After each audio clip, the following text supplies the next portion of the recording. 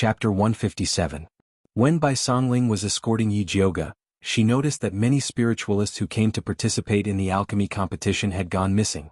There were more than a dozen of them, and Bai Songling suspected that they were captured by the Bloodlust sect. The Bloodlust sect dares to attack spiritualists so brazenly? How audacious! Yi Jiuge frowned. In the past, the Bloodlust sect only dared to capture ordinary people to train. Even if they wanted to deal with spiritualists, they had to do it in secret. Now they had captured more than a dozen spiritualists. That was insane. Songling has already reported this to the Spiritualist Alliance. They're going to send someone to investigate. Wan Xiang was also shocked by the evil cultivator's generosity. A dozen spiritualists was not a small number. They had to report it to the Spiritualist Alliance. Otherwise, the Spiritualist Alliance might even blame them for hiding the truth. Do you know who they'll send? Yi Jiuge was worried that the Spiritualist Alliance would send an arrogant idiot who would drag them down. I'm not sure. Wan Xiang shook his head. His network wasn't strong enough to infiltrate the Spiritualist Alliance. But don't worry, the Thunder Nation is still our territory. The Spiritualist Alliance is mainly here to investigate. We just need to stabilize ourselves. Wan Xiang had been in the Alliance before and knew how slow they were. However, as long as the Spiritualist Alliance decided that the Bloodlust sect was a scourge, they would issue a kill order and all spiritualists would hunt them down. This was the most important thing. Amicham. Yi Jiuge was confident in Wan Xiang's judgment. This is still a secret. Don't tell anyone else in case they panic. Wan Xiang warned. Don't worry, I know the severity. Alright, where's Yi Yu? Why hasn't he come to find me? Yi Jiuge hadn't seen Yi Yu in 3 days. Was strange. Yi Yu found Lu Yunfei outside the city and is looking for her. Wan Xiang said. Tell him to be careful. Yi Jiuge told Wan Xiang about the evil cultivator's aura last night. Don't worry, I'll keep an eye on the Crown Prince. Wan Xiang didn't dare to relax. There's no need to keep an eye on him. The Crown Prince is preparing to scram back to Shangjing. Yi Jiuge told him about the competition again. Wan Xiang was shocked, but he quickly smiled. I believe that once this news spreads, it will be very difficult to keep the position of the Crown Prince. No one knew better than him how much importance the Emperor placed on this alchemy competition. Not only did the Crown Prince not do his job properly, but he also abused his power to disrupt the competition and made a mess. If the Emperor knew about this, he would definitely be furious. Originally, after the news of Dongfang K's recovery had spread, the ministers had always wanted to change the position of the Crown Prince. Now that the Crown Prince had handed himself over, it was really frighteningly stupid. Logically speaking, the Crown Prince shouldn't be so stupid. Based on Yi Jiuge's understanding of the Crown Prince, no matter how much he hated him, he wouldn't joke about the competition. The Crown Prince's recent actions are indeed somewhat abnormal, Wan Xiang thought for a moment, then said hesitantly, could he have also fallen for Su Juanqing's bewitching spell? It's possible, then it's really a dog-biting dog, a mouthful of fur, Yi Jiuge said with schadenfreude. Su Juanqing never does useless things, you must not let your guard down. Look after the people around you in case they are used by him. Although Wan Xiang had never met Su Juanqing face to face, he knew that his bewitching spell was very powerful. When Yi Jiuge heard this, his heart jumped and he hurriedly called Yu Dai in. Is Hua Dai back yet? Not yet. Yu Dai also had an anxious expression. Hua Dai had left early in the morning. No matter how slow she was, she should have returned by now. Big brother Wan, I have a personal servant girl who went out this morning and hasn't returned yet. Can I trouble you to help me look for her? Yi Jiuge had a very bad feeling. Okay, I'll send someone to look for her now. Wan Xiang immediately ordered his subordinates to investigate the pastry shop where Hua Dai had bought hawthorn cakes from. Unfortunately, Wan Xiang's subordinates had led the soldiers to the street where the pastry shop was located, but no one had seen Hua Dai. It was very obvious that this little servant girl had gone missing. When Yu Dai heard this news, she immediately burst into tears. She kept muttering that it would have been better if she had stopped Hua Dai from going out. Qing Hu and Qing Lu were also very anxious. Yi Rui's mood was even worse. Her hands were clenched so tightly that they were about to become 2 fried dough twists. Hua Dai's disappearance made her recall the days in the Black Cellar. The girls who were tortured and killed by the heretic cultivator were all of the same age as Hua Dai. Yi Jiuge was the calmest out of all of them. As she comforted Yi Rui's emotions, she ordered Wan Xiang to continue his search. If she's alive, I want to see her. If she's dead, I want to see her corpse. I don't believe that she would disappear in Alchemy City all by herself, Yi Jiuge said fiercely. Don't worry, I will definitely get to the bottom of this, Wan Xiang nodded. In the dead of night, the alchemy tower was completely silent. A cold breeze blew past, scattering frost on the floor. Yijioga was not in the mood to cultivate. She laid on the bed, tossing and turning, unable to sleep. The news of Hua Dai's disappearance was like a stone pressing on her chest. She had always been searching for the heretic cultivator, but in the end, the heretic cultivator took away her personal servant. To her, this was simply a provocation. At this moment, a strange aura floated in from the window. Yijioga opened her eyes and silently sat up. She opened her spiritual eye to look outside the window. She saw a faint purple light coming in from the window. It was a purple scorpion the size of a fist. It was swaggering around the room. Yijioga lifted the curtains to take a closer look. She discovered that there was a small golden earring tied to the scorpion's body. It even had the word flower written on it. She immediately knew that this purple scorpion was related to Hua Dai's disappearance. The purple scorpion felt Yijioga's gaze. It suddenly raised its tail and shot a faint purple poison needle towards Yijioga. Yijioga raised her hand to deflect the poison needle. A purple light shrouded the purple scorpion. The purple scorpion saw that the situation was not good. It immediately turned and ran. Its speed was as fast as lightning. Yijioga did not have time to think and subconsciously chased after it. After the purple scorpion left the alchemy tower, it made a few turns before arriving at a rocky hill in the outskirts. Then its figure flashed and it entered the tallest pile of rocks. Yijioga stopped in her tracks. She activated her spiritual energy and shot a purple lightning at the pile of rocks. With a boom, the pile of rocks flew in all directions. It revealed a black hole in the ground. The night wind blew past. A thick smell of blood floated in from the hole. Yijioga's heart immediately jumped to her throat. She walked step by step to the hole. The white bone flame appeared from her fingers and lit up the hole. She looked carefully. Her eyes instantly widened and she could not help but suck in a breath of cold air. Chapter 158. A skinned female corpse was tossed in the gloomy underground cave. The bloody red flesh was extremely shocking. His cracked eye sockets and dilated pupils were filled with deep resentment, making one shudder in fear. Yijioga felt a chill. She endured the nausea and looked at the female corpse's skull. There was a hole at the fontanelle. It was a sign that the spiritual root had been dug out. She was not a flower butterfly with spiritual roots. However, this female corpse was too miserable. Yijioga could not recognize who it was. She used her white bone flame to light up the cave. She found that there were more than 10 corpses behind the skinned female corpse. Although they were wearing different clothes, they were all sucked dry of blood. They should be the pill refiners that went missing. Yijioga's heart was beating fast. She felt inexplicably uneasy. That purple scorpion was undoubtedly the spiritual pet of the heretic cultivator. What did it want to do by leading her to this cave? Yijioga carefully looked at the cave, trying to find the location of the purple scorpion. Suddenly, the sharp sound of a spiritual arrow piercing through the air came from behind her. She immediately turned and formed a seal. The spiritual energy in her body surged, forming a purple barrier, blocking the green spiritual arrow. The green spiritual arrow turned into spiritual energy and disappeared in the air. In the next second, a light green figure landed in front of her. The person was handsome, slender, and had a green 7-leaf clover on his chest, representing his identity in Alchemy City. It was Dongfang Yao's head disciple, Li Zijuan. Li Zijuan, why did you sneak attack me? Yijioga asked unkindly. I thought you were a heretic cultivator. Li Zijuan's gaze fell on the cave behind Yijioga. His expression changed. He said in disbelief, You killed these people? Of course not. Yijioga immediately denied. She was about to explain, but there was a commotion from afar. A group of soldiers holding torches quickly approached them. The one in front was wearing a golden embroidered 5-clawed dragon. It was the crown prince, Dongfang Jiaming. Beside him was Yi Shanshan, but there was no trace of Su Junqing. When the crown prince reached the pile of rocks, he immediately ordered the soldiers to surround Yijioga. It was as if he was going to capture a large beast. Crown Prince, what is the meaning of this? When Yijioga saw the crown prince's formation, he realized that this was a trap set up by him. Otherwise, it would not have been so coincidental. Yijioga, I want to ask you what you mean. The crown prince looked at the hole behind Yijioga.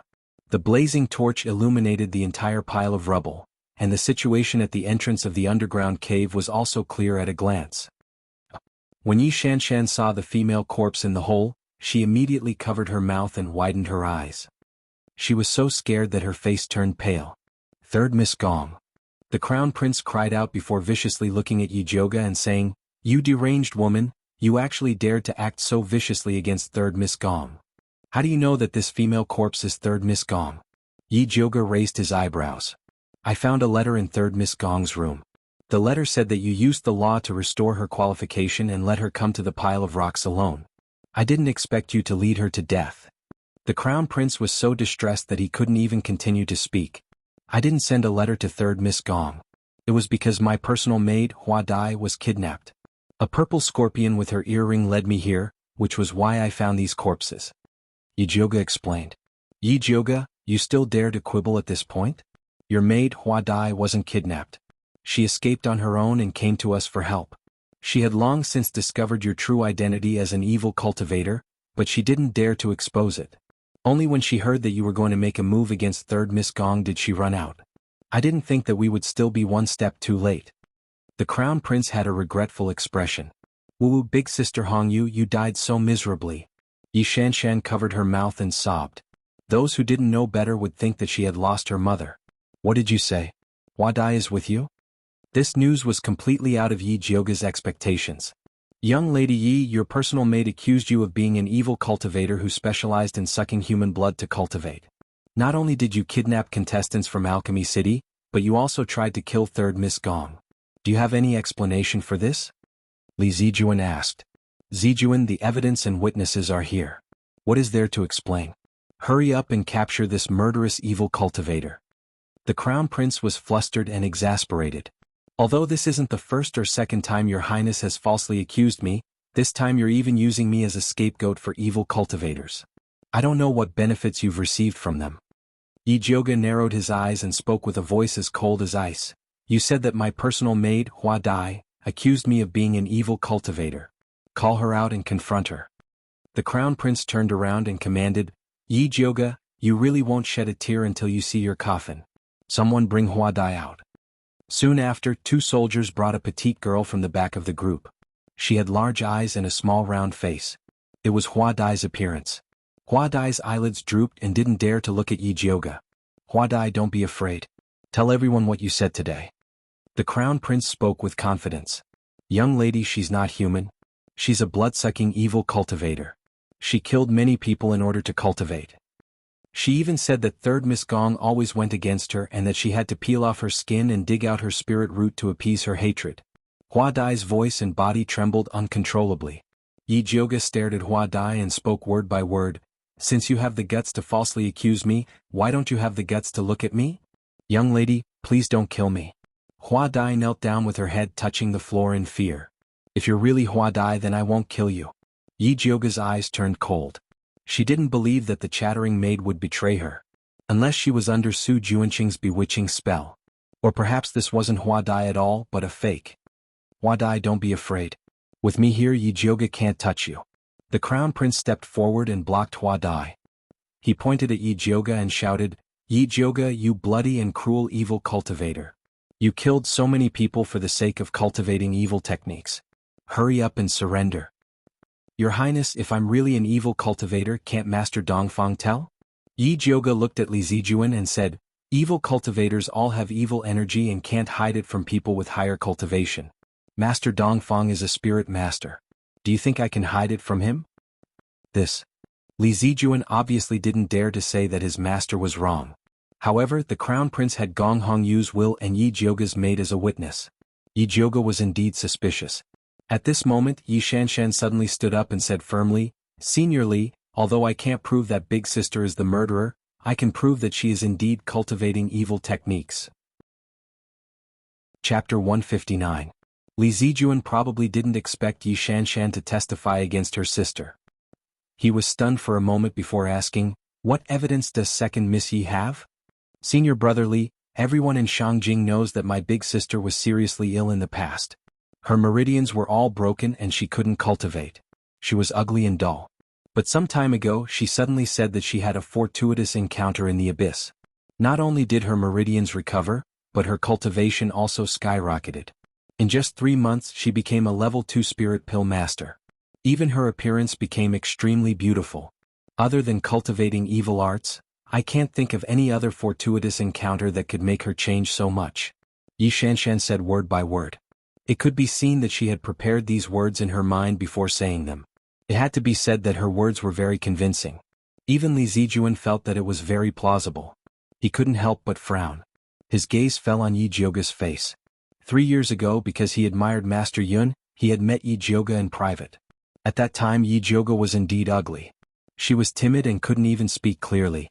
But the Yi Jioga in front of him was so beautiful, like a snow lotus blooming in the dark night. Even if she was surrounded and attacked, her limpid eyes were still so firm, revealing a proud and peerless sharpness. She was indeed a different person from before. Second sister's words are indeed reasonable. But if I really was an evil cultivator, the first person I would kill would be you. Although your blood must be unbearably stinky, it's not bad to feed it to the dogs. Yi Jioga's beautiful eyes were as clear as water, but the light that flashed through them was extremely cold, like an abyss that made people's hearts tremble.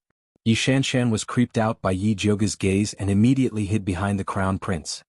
Yi Jioga, you still don't know how to repent. How dare you threaten Shanshan in front of me? Do you really think that you can cover the sky with one hand? The crown prince immediately stood up. I'm innocent. Why should I repent? The one who wants to cover the sky with one hand is you. Yi Jioga sneered. You.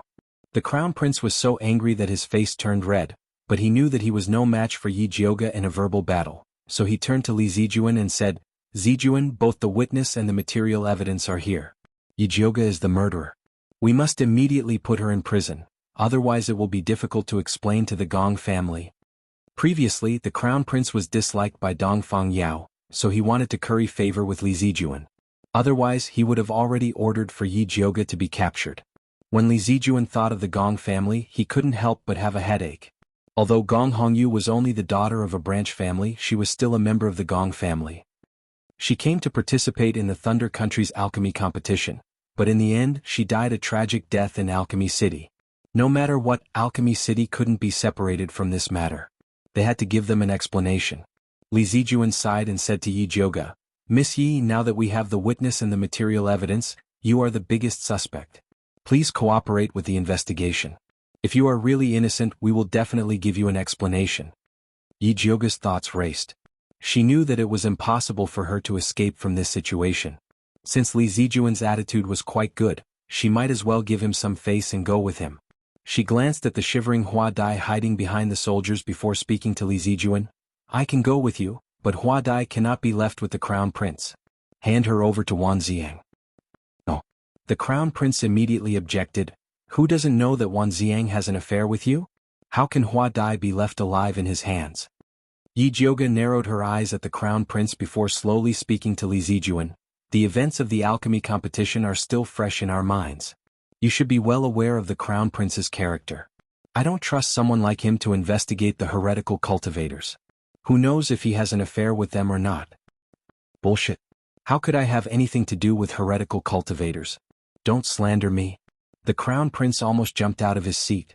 Li Zijuan recalled the crown prince's manipulation of the alchemy competition and felt that he was an unreliable person, so he said, This matter happened in Alchemy City, so I have the responsibility to thoroughly investigate this matter.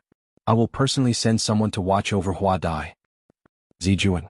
The crown prince shouted, but after seeing Li Zijuan's determined expression, he could only shut his mouth. Then you have to keep an eye on Hua Dai. Otherwise, after she is killed, they will blame it on me. Yi Jioga glanced at the crown prince with a clear hint of meaning. Of course. Li Zijuan nodded. He had his people watch over Hua Dai before speaking to Yi Jioga. Let's go. What about the corpses? Yi Jioga didn't move. I will send someone to deal with them later. Li Zijuan's expression was calm. It was clear that he wasn't going to do this himself. Yi Jioga frowned. These corpses were killed by a heretical cultivator, so there must be many clues left on them. It would be inappropriate to deal with them rashly. I suggest that you find a professional coroner or spirit doctor to take a look. You're right. Li Zijuan had a whole new level of respect for Yi Jioga. A normal person would be confused in her situation, but her thoughts were clear. She didn't seem like a murderer at all. Hypocrite. The crown prince laughed disdainfully and said to Li Zijuan, Zijuan, don't be bewitched by this witch. Heretical cultivators are best at bewitching people. She said all this to deceive you. In my opinion, we should quickly take care of third Miss Gong's corpse, so that the Gong family won't be disappointed. Yes, the dead are already dead. We should not mess with their corpses anymore. Yi Shanshan said sorrowfully. Li Zijuan suddenly hesitated. At this moment, another group of people came from the darkness. It was Wan Ziang who had received the news and rushed over. When he saw Yi Jioga surrounded by the crown prince, he immediately asked unkindly, "What is going on?" Yi Jioga cultivates heretical arts. She killed people and drank their blood. The evidence is conclusive. We are going to take her to the prison for interrogation. The crown prince spoke first. That's impossible. Wan Ziang firmly denied. Anyone can be a heretical cultivator but not Yi Jioga. How do you know it's impossible? Are you the real murderer? The crown prince's attitude was aggressive. Just as Wan Ziang was about to argue, he was interrupted by Yi Jioga. Big brother Wan, His Highness the crown prince is determined to falsely accuse me. No matter what you say to him, it's useless. It's better to quickly find evidence to prove my innocence. Gong Hongyu's will and Hua Dai's testimony were very unfavorable to her, not to mention Yi Shanshan's interference. In this situation, only by finding the real murderer could she prove her innocence. Wan Ziang immediately calmed down and his eyes quickly became clear. Seeing that he had calmed down, Yi Jioga said seriously, "Brother Wan, there is something wrong with the corpse in the cave." Chapter 160. There's something strange about the corpse at the cave entrance. As Yi Jioga spoke, his gaze drifted toward the crown princess. There was a meaningful look on his face. She said this to trick the crown prince to see how he would react. As expected, the crown prince's eyes flickered. Previously, when Su Junqing told him that he wanted to use Gong Hongyu to deal with Yi Jioga, he did not know that this matter was related to the evil cultivator. To be honest, he was also scared when he saw so many corpses at the entrance of the cave. But now that he was riding a tiger, it was hard to get off. He could only brace himself to the end and kill Yi Jioga first. In any case, he wouldn't let Wan Ziang and the others off. It didn't matter even if they discovered something. The crown prince calmed himself down and said to Li Zijuan, "Zijuan, leave the corpses to Lord Wan to deal with. We should hurry up and bring Yi Jioga back in case something goes wrong again." Li Zijuan couldn't help but look at Yi Jioga. Yi Jioga calmly said, "I still have 2 things to tell Brother Wan. I'll leave after that." "No." The crown prince strongly objected. "All right." Li Zijuan nodded in agreement. But Wan Ziang walked to Yi Jioga's side. "The first thing?" Yi Jioga told her the reason why he appeared at the pile of rocks tonight, and used the purple scorpion to vaguely mention the butterfly's abnormality. "The second thing?" She hoped that Wan Ziang could send someone to protect Yu Rui and Yu Dai.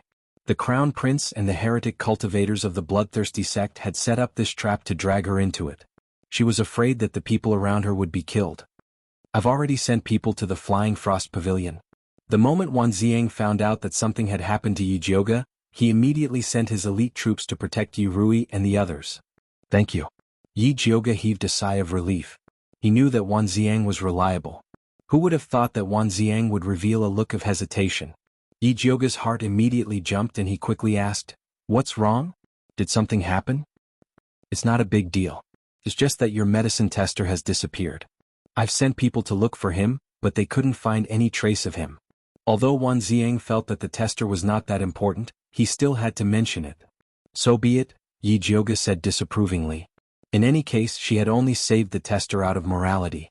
"Humph, I don't think it's gone, but you ate it." The crown prince said maliciously, "At that time, I was wondering why you would be so kind as to use the elixir to save someone. So it was to use him for cultivation." "Your Highness the Crown Prince, please be careful with your words before finding out the truth. Otherwise it would be bad if the Emperor heard about it." Wan Ziang looked at the Crown Prince with a sharp gaze. "Wan Ziang, are you threatening me?" The Crown Prince raged. "I'm just speaking the truth." Wan Ziang had never put the Crown Prince in his eyes before, and now he wouldn't be polite to him. "Wan Ziang, how dare you insult the imperial family? Do you really think that I don't dare to punish you?" The Crown Prince's face was red with anger. He was about to order the arrest of Wan Ziang, but was stopped by Li Zijuan. "Your Highness, please calm down. The most important thing now is to investigate the case of the evil cultivator." Li Zijuan's words were meant to smooth things over, but in the Crown Prince's ears, it was as if his face was nothing. Yi Jioga coldly added, "Big brother Wan, senior brother Li is right. The most important thing now is to investigate the evil cultivator. If a mad dog wants to bark, let it be." The Crown Prince's expression was frighteningly gloomy. He clenched his fists so tightly that his nails pierced into his flesh. When he sits on the throne he will definitely make these damn fellows look good. Li Zijuan didn't notice the crown prince's abnormality. He helplessly said to Yi Jioge, "Miss Yi, since you've finished explaining, let's go." Yi Jioge cooperated and left with Li Zijuan. Wan Ziang stood in place and silently watched Yi Jioge leave. He saw her slender figure surrounded by a group of soldiers. It was very eye-catching, revealing a feeling of desolation. Yi Jioge was so strong, nothing would happen to her. Wan Ziang took a deep breath and quickly calmed his mind. He took his people to the entrance of the cave. He looked through the pile of rocks, but unfortunately he didn't find the purple scorpion that Yi Jioge mentioned. But this was also within his expectations, so he wasn't discouraged. He continued to look through the corpses in the cave. These spirit practitioners' corpses had all been dug out. But apart from Gong Hongyu, who had been skinned, the other corpses had all their cultivation blood sucked dry. Gong Hongyu's corpse was very fresh. The wall beside her had spots of bright red blood, as if it had been splashed not too long ago. These spots of blood were very orderly, and it seemed that the deceased didn't have any signs of struggle. Wan Ziang deduced that Gong Hongyu was very likely killed elsewhere before being brought here to be skinned. As for the corpses that had their cultivation blood sucked dry, the stiffness of their muscles was different, and the time of death was also different. Wan Ziang carefully searched for a long time. Finally he found a thin layer of red clay on the soles of these corpses. Gong Hongyu's soles also had it, which meant that they had been to the same place. As long as he found the source of this red clay, he would be able to find the place where they died. In order to confirm his guess, Wan Ziang decided to go out of the city and investigate. But before he left the city he wrote all the information he found on a letter and gave it to Li Zijuan, asking him to pass it to Yi Jioge. At this time Yi Jioge was locked up in the Jiudan Pavilion at the very end of Alchemy City. Although the Crown Prince strongly requested that Yi Jioge be locked up in the prison, Li Zijuan, after consulting his master, placed Yi Jioge under house arrest in his master's private territory. The Crown Prince was very angry about this and kept shouting that he would find Dong Fengyao to clarify things. Unfortunately, ever since Dong Fengyao drove the Crown Prince back to Shangjing in front of everyone, he had never seen him. Now he used his old headache as an excuse to refuse to see anyone. The Crown Prince wanted to clear his name, but he didn't have the chance. He could only pester Li Zijuan every day, asking him to deal with Yi Jioge impartially as soon as possible. Li Zijuan was about to vomit blood from the Crown Prince's pestering. Recently, a series of bad events had happened in Alchemy City. Even the competition had to be suspended. Logically speaking, his master should have come out to take charge. But the old man despised his eldest disciple for only focusing on alchemy and turning himself stupid. He used the excuse that he needed to train Li Zijuan and pushed everything to him. Li Zijuan simply used a chicken feather as an arrow and used his master's mouth to forbid anyone from visiting Yi Jioge. Whether it was the Crown Prince, Yi Shanshan, Yi Rui, or Wan Ziang, they all refused. Wan Ziang had to spend quite a bit of effort before Li Zijuan agreed to help him pass the letter. Chapter 161. When Wan Ziang's letter was delivered, Yi Jioge was staring at the purple mark on his hand. Zishang had been in a deep sleep ever since he ate the shape-shifting bead. He hadn't moved at all, so Yi Jioge didn't know when he would appear. Without a demon snake by his side to ridicule, these days were really unbearably lonely. Yi Jioge sighed, touched the smooth mark, and then began to read the letter sent by Wan Ziang. Just as Wan Ziang was about to leave the city to search for the red clay mark, a thunderous voice came from outside. "Yi Jioge, get out here." Yi Jioge was shocked and the letter in his hand fell to the ground. Jiudan Pavilion was Dong Fengyao's private territory, and outsiders were forbidden from entering. Even the servants who delivered food were mute. Why did such a loud voice suddenly appear? Yi Jioge listened carefully and realized that after the loud voice finished shouting, there was a loud voice. Li Zijuan's warning and the Crown Prince's sowing discord sounded at the same time. "Brother Honglei, calm down. Before we find out the truth, we can't be sure that Yi Jioge is the murderer. Brother Honglei, you read 3rd Miss Gong's will. There's no one else besides Yi Jioge. Yi Jioge, get out here." The person's voice was even more violent, and he was getting closer and closer to Yi Jioge's house. Yi Jioge calmly put away Wan Ziang's letter, tidied up his appearance and opened the door to take a look. There was a group of people standing at the end of the path. At the front was a violent-looking youth with a long sword on his back, and he was charging towards her aggressively. The Crown Prince was on his left, and he looked as if his plan had succeeded. Li Zijuan was on his right and he was still trying to persuade the youth. "Brother Honglei, calm down. The youth rushed in front of Yi Jioga like a whirlwind, and sized Yi Jioga up with his large eyes. He asked fiercely, "You're Hong Yu's murderer? Senior Li, who is he? Why is he slandering me?" The moment he rushed in, Yi Jioga glanced at the youth and looked at Li Zijuan. "This is Gong Honglei, the emissary from the Spiritualist Alliance. He's also third Miss Gong's brother." Li Zijuan sighed and looked at Yi Jioga with worry. Master's banner could stop the Crown Prince, but it couldn't stop the Alliance's emissary who wanted to avenge his sister. Yi Jioga snorted coldly. Her beautiful eyes flickered with a sharp light as she looked Gong Honglei up and down rudely and said disdainfully, "It seems that the emissary of the Spiritualist Alliance is only SSO. What do you mean?" Gong Honglei's eyes widened. He looked like he was going to draw his sword at any moment. "The Alliance sent you to investigate the evil cultivator murder, but you abused your power to punish me. Is this how the Spiritualist Alliance does things?" Yi Jioga's voice wasn't loud, but it was filled with pressure. It made Gong Honglei speechless. Seeing that the situation was bad, the Crown Prince immediately jumped out and said, "Yi Jioga, you killed someone else's little sister and still dare to say such words. You're going too far." The Crown Prince looked at Gong Honglei and said, "Brother Honglei, this is a crazy evil cultivator. You'd better kill her quickly to avenge your sister." "Dongfang Jiaming, you keep saying that I killed Gong Hongyu. Did you see me kill her with your own eyes? Or did you see me suck human blood to practice evil arts?" Yi Jioga interrupted the Crown Prince's words and shouted, "Don't use the suicide note to talk to that girl, Hua Dai. The suicide note can be forged and Hua Dai can be bribed. Unless you can show other evidence, shut up." "Yi Jioga, this evidence is enough. It's useless for you to quibble. There's no one else but you." The Crown Prince insisted. "I haven't gone out since I came to Alchemy City from Shangjing. May I ask where I got the time to kidnap people and kill people?" Yi Jioga was not afraid of the Crown Prince at all. "You don't have time, but your accomplices do. Bai Songling has been loitering outside Alchemy City. Wan Ziang has also left the city. Maybe he's preparing to escape because his plan has been exposed." A cold light flashed in the Crown Prince's eyes. He wanted to catch Wan Ziang and Bai Songling in one fell swoop. "According to what you're saying, pharmacist Dongfang and senior brother Li placed me here are also evil cultivators?" Yi Jioga raised his eyebrows and looked at Gong Honglei. "The Crown Prince has been bewitched. Other than him, the others are evil cultivators. I advise you to find more people from the Alliance to catch them. You're twisting words and forcing logic." The Crown Prince raised his voice. Before Yi Jioga could reply, Gong Honglei had already shouted, "All of you shut up." He was dizzy from the noise. The thought of rushing in to kill Yi Jioga to avenge his sister had inexplicably disappeared. Gong Honglei was sent by the Alliance as an emissary. Naturally, he wasn't an incompetent person. It was just that he was too excited after seeing his sister's tragic death that he was provoked by the Crown Prince.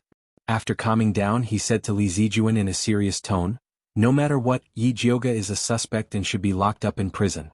Isn't it against the rules to lock her up here? Yi Jioga might be a suspect, but she's also a contestant.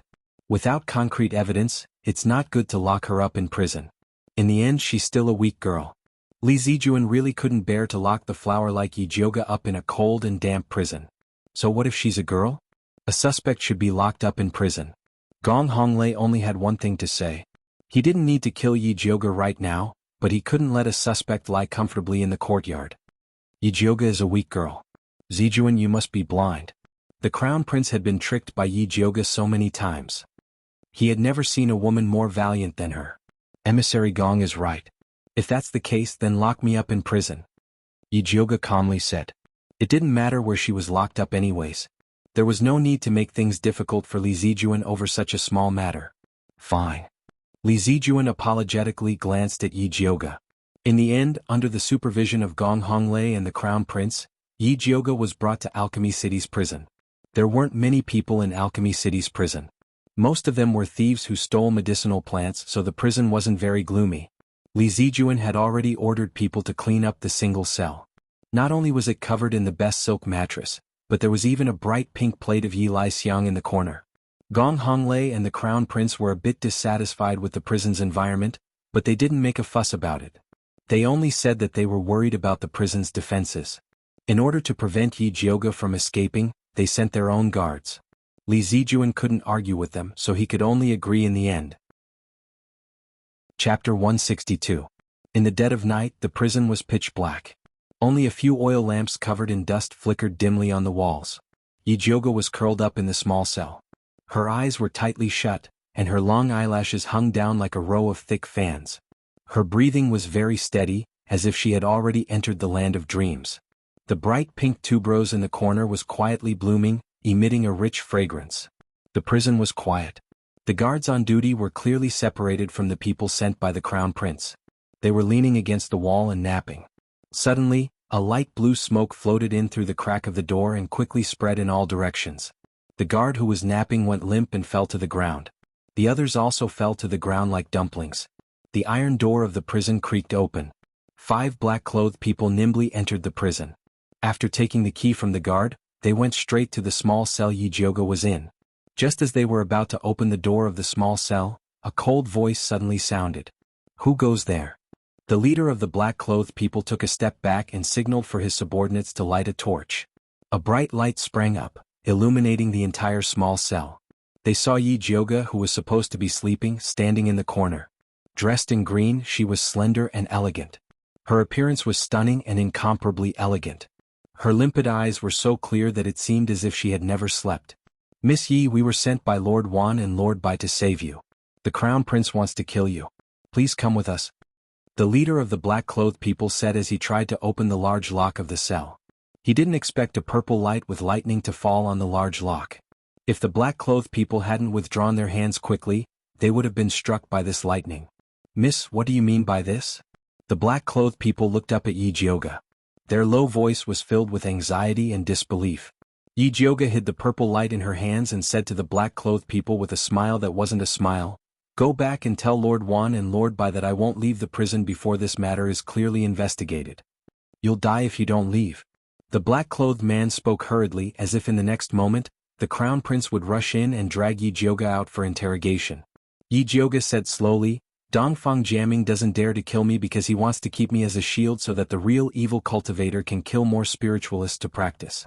So, you can go back without worry and let Sir Wan and Sir Bai investigate the crown prince, Su Junqing, and the evil cultivator of the bloodthirsty sect." If Yijioga really believed that this group of men in black was sent by Wan Ziang, then he would really be as stupid as Dongfang Jiaming. The leader frowned when he heard Yijioga's words, but he quickly recovered and said anxiously, "Eldest lady, I don't know anything about the crown prince or the evil cultivator. I only know that Lord Wan and Lord Bai asked me to save you, so I have to take you away." Yijioga's fingers caressed the pink petals of the fragrant night lily. Her face was even more beautiful than a blooming flower, but the words that came out of her cherry lips were extremely rude. "What if I say no? Then I will have to offend you." The leader's eyes flashed with a cold light. He cut the iron chain with a knife, kicked the door open and rushed in. Yijioga raised her fingers slightly, and her fingertips lit up with purple spiritual power. She was about to flick out the lightning spiritual power and the sleeping powder. Unexpectedly, the man in black at the back suddenly raised his knife and very neatly put down all his companions. Internal strife interesting. Yijioga held back her spiritual power, and her beautiful eyes fell on the man in black, wanting to see what he was doing. The man in black pulled off his mask, revealing a dark and handsome face with a bit of wild nature. A pair of eyes flashed with a sharp light like a wolf. It turned out to be the medicine tester who disappeared. "You are also the crown prince's man?" Yijioga raised her eyebrows and said with a little admiration, "Then you are really ruthless." One had to know that the medicine tester's heart meridian was really broken, and he was seriously injured and could die at any moment. "No, I don't know any crown prince." The medicine tester's voice was a little hoarse, but it was surprisingly pleasant to hear. However, his accent was definitely not from the Thunder Country, but rather from the southern frontier. "Then why did you come find me to repay a debt of gratitude?" If that was the case, then this guy was quite loyal. This group of men in black was definitely sent by the crown prince. To be able to sneak in meant that he had some skill. "Oh." The medicine tester shook his head honestly. This slap in the face was a little painful. Yijioga was a little unhappy and her expression slightly darkened. "If you are not here to repay a debt of gratitude, then let's calculate the medical fees. Grandmaster Dongfang's 3rd level heart-nourishing pill is worth 10,000 gold, and my medical fee is also 10,000 gold. Hand over the money." "I have no money." The medicine tester continued to shake his head. "Then what are you here for?" Yijioga narrowed her eyes and looked at the medicine tester's strong body. If this guy dared to tease her, then she would make him pay with his body. My master wants to discuss a business deal with you, the medicine tester solemnly said. Who is your master? Yi Jioga couldn't help but raise an eyebrow. The current situation in Alchemy City was so chaotic, yet there were still people who didn't fear death and dared to come in. She really wanted to get to know them. He said that you will understand once you see this. The medicine tester raised his hand and opened his palm. With a wave of his sleeve, a blood-red, winged poisonous earth dragon parasite with a mouth full of sharp teeth scuttled out. Its long body coiled in the medicine tester's palm, and its small eyes stared unkindly at Yi Jioga. This poisonous earth dragon parasite seemed to be of a higher level than the one you had before. Not only was its body blood-red, but even its eyes had grown out. Although those black beady eyes were small, they were incomparably fierce. One could imagine how ferocious it was. Yi Jioga couldn't think of anyone else who could raise such a ferocious insect. I thought he was an orphan? Yi Jioga's words were both a sigh and a test. I was separated from the young master when I escaped. I have been looking for him all these years. The medicine tester paused here before continuing. Not only did you save me, but you also helped the young master greatly. Thus, the young master wants to discuss a business deal with you. The medicine tester's attitude was very serious. In his heart, the way to repay his benefactor was to bring her to his young master to discuss a business deal. If anyone else dared to use this method to repay a favor, Yi Jioga would definitely teach them a lesson. But after seeing the little mute's unsociable nature, she decided to forgive this honest medicine tester. If you want me to go with you, that's fine. But first, you have to answer a few questions. Where did the two of you escape from? Who is chasing you? Why doesn't he speak? Also, where did he learn the art of insect refinement?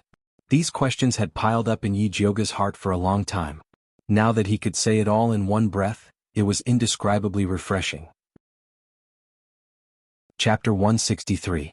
Can we talk about this after we get out? The medicine tester asked sincerely. Sure. With these answers, Yi Jioga decided to go with him. Although the crown prince would definitely blame the crime of absconding to avoid punishment on her, it did not matter. She couldn't catch Lu Yunfei by staying in this broken prison, so she might as well go out and talk to the little mute. Maybe she could get some unexpected clues. What do you plan to do with these people? The medicine tester kicked the man in black on the ground. These people are just small fries, just throw them here. Yi Jioga walked out of the small prison and asked the medicine tester, I still don't know your name? Luo Tian. While talking to Yi Jioga, Luo Tian didn't forget to observe the surroundings and quickly brought Yi Jioga out of the prison. The two of them walked along the dark walls to avoid the patrolling guards and finally left Alchemy City. Where are we going next? Yi Jioga looked at the gloomy mountain range. Alchemy City was located in front of two mountain peaks. No matter which direction they went, it was a deep forest. Follow me. Luo Tian walked towards the dense forest in the east. Yi Jioga followed closely behind him and asked in a casual manner, Luo Tian, how did you get into the group of men in black? These men in black were very experienced and seemed to be very experienced. It was impossible that they couldn't recognize their own people. It's a secret. Luo Tian obviously didn't want to answer this question. Then let's talk about the consultation fee. Yi Jioga revealed a hee-hee expression. He was too inexperienced to fight with her. Luo Tian's footsteps stiffened, but he quickly moved again. His hoarse voice revealed a trace of helplessness. I used my natal goo to control them to get in. Natal goo? Are you from the blood-clothed Miao tribe? Yi Jioga looked at Luo Tian in shock. Ever since she met the little mute, she had specially looked up information about raising goo. The best at raising goo was the blood-clothed Miao tribe in the southern border. When each blood-clothed Miao tribe member was born, their parents would choose suitable goo to help them raise. They would use their blood to raise it every day. When the child grew up, they would let them refine the goo into their natal goo. The stronger the natal goo, the stronger the ability of the goo breeder. Some of the more powerful blood-clothed Miao clansmen would even collect different goo worms to raise their natal goo. The natal goo and its master shared the same life. Some natal goo with strong vitality could even strengthen the master's life. Luo Tian nodded. He went around a bush and ran deeper into the forest. Yi Jioga turned around and continued to ask, Then why didn't I see your natal goo when I treated you? My vital goo exhausted all of its power to save me, so it went into hiding to recuperate. Although Luo Tian was reluctant, he still answered. After all, it was thanks to Yi Jioga that his vital goo could recover. So that's how it is. No wonder you were able to survive despite having your heart meridian severed. Yi Jioga didn't ask where Luo Tian's natal gu was hidden. For a gu breeder, the hiding place of the natal gu was his life gate. Asking about it was tantamount to hunting him down. Luo Tian was originally worried that Yi Jioga would continue to ask. Seeing that she had given up, he was relieved. He was not an ungrateful person. He had always remembered Yi Jioga's life-saving grace in his heart. However, to him now Little Mistress was the most important. No matter what kind of grudge or love, it had to be ranked behind Little Mistress. You blood-clothed Miao clansmen should be very powerful. How could you be hunted down like this? Didn't your clansmen avenge you? Yi Jioga asked curiously. One must know that the blood-clothed Miao clansmen had strange gu techniques. In addition, they had always been protective and vengeful. No one dared to provoke them. Luo Tian was silent for a long time. Then he said in a deep voice, "My clansmen are all dead. Only Little Mistress and I escaped." Yi Jioga was shocked. She couldn't help but ask, "Who could kill all of your clansmen?" Before Luo Tian could answer, a sharp and ethereal child's voice filled with ruthlessness suddenly sounded in the dark forest. "Luo Tian, don't tell her." "Master." Luo Tian immediately stopped.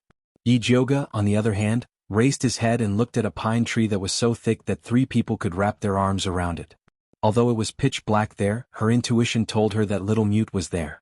Sure enough, in the next moment, a thin and small black figure floated down from the top of the tree like a falling leaf. It landed in front of Yi Jioga. Blue cotton clothes, dirty sleeves, messy hair, pale little face, big black eyes, and as usual, terrifying as ever. "So you can speak. Then why did you pretend to be mute?" Even if he wanted to hide his identity, he didn't have to choose such a difficult method.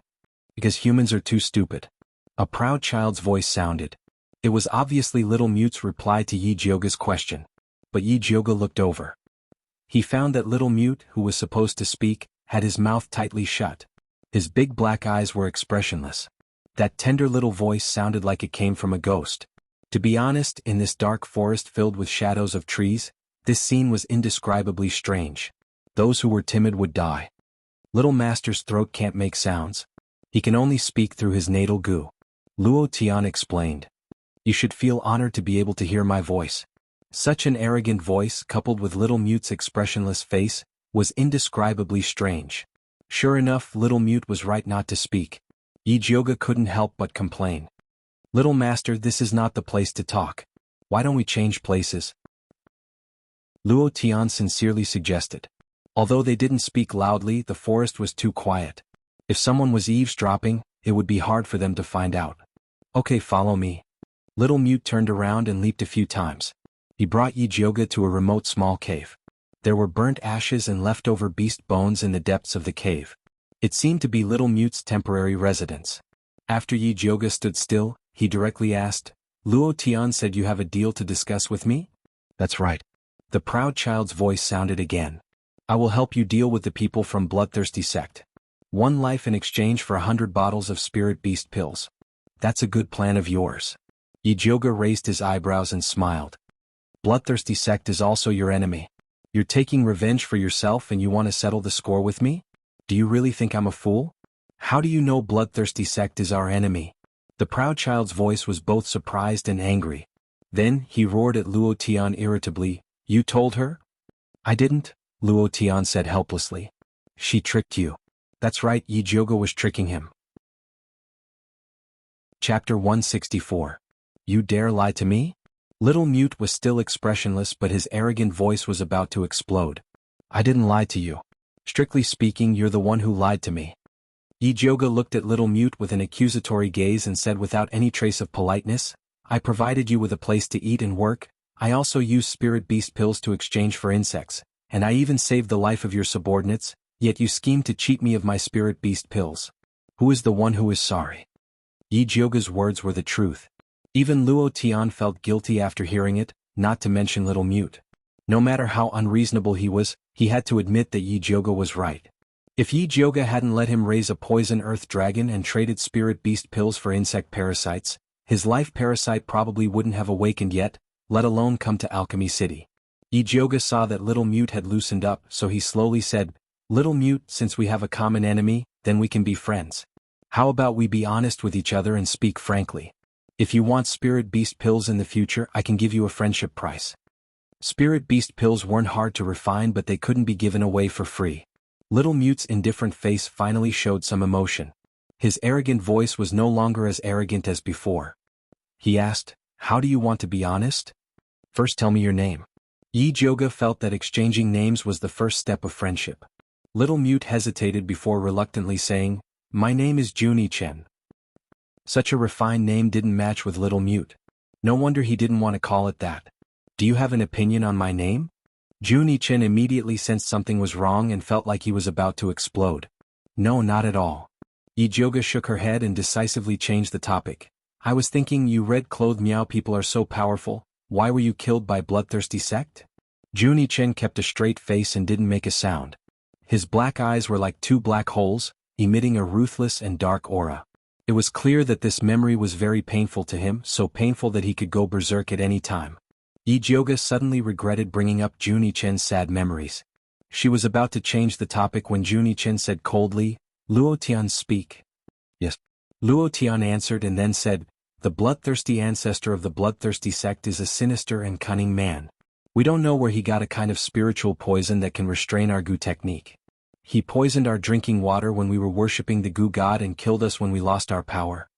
Although Luo Tian's words were very simple, the stench of blood contained within still assaulted Yi Jioga. However, what Yi Jioga could not figure out was, why would the people from the bloodthirsty sect attack the Blood Cloak Miao tribe? The bloodthirsty sect used blood as their cultivation method. The blood-clothed Miao clansmen used their own bodies to raise Gu. Their blood was not pure, they should not have become their target. Luo Tian hesitated for a moment, but in the end he still revealed the secret of the blood-clothed Miao tribe. So it turned out that their blood-clothed Miao people branch was split off from the southern border. They found a small spirit vein in a mountain peak and set up camp there to cultivate and spread their roots. After more than 100 years of operation, the blood-clothed Miao tribe cultivated the Spider King from the demonic beast Snow Spider. Every generation's leader would sign a contract with the Spider King, asking for its protection. Juni Chen was the son of the previous generation's leader, and was also the most talented genius in raising Gu in the blood-clothed Miao tribe. At such a young age, he had already cultivated his natal Gu to the 5th level. The blood-clothed Miao tribe had high hopes for him, hoping that he could truly subdue the Spider King. Originally, Juni Chen and the Spider King had already cultivated a good relationship, and had started to slowly feed it with blood. Just as he was about to sign a contract with the Spider King, he did not expect an unexpected disaster to befall him. The bloodthirsty ancestor brought his subordinates to attack their camp, and not only did they forcibly occupy the spirit vein, they even imprisoned the Spider King. "I see." Yi Jioga was curious before, where did the Empress get the king poison of the snow spider to harm Dongfang, Quebec? One must know that the Snow Spider King lived in the Wasteland continent at the eastern border. That was the territory of the demon race, and spiritualists entering there were simply courting death. Now she finally knew that it was from the blood-clothed Miao tribe. "Alright, I have answered your question honestly. How do you intend to give me the friendship price for the spirit beast pill?" Juni Chen's arrogant voice hid a trace of impatience. "Tell me first, what can you use to buy my spirit beast pill?" Yi Jioga looked like she was willing to negotiate. "I can help you refine Gu." Juni Chen's voice was arrogant and confident. "This place is not Miaojiang." Yi Jioga expressed that there was no market for Gu refinement in a spiritualist's territory. "I can help you kill people." Juni Chen's voice started to show some hesitation.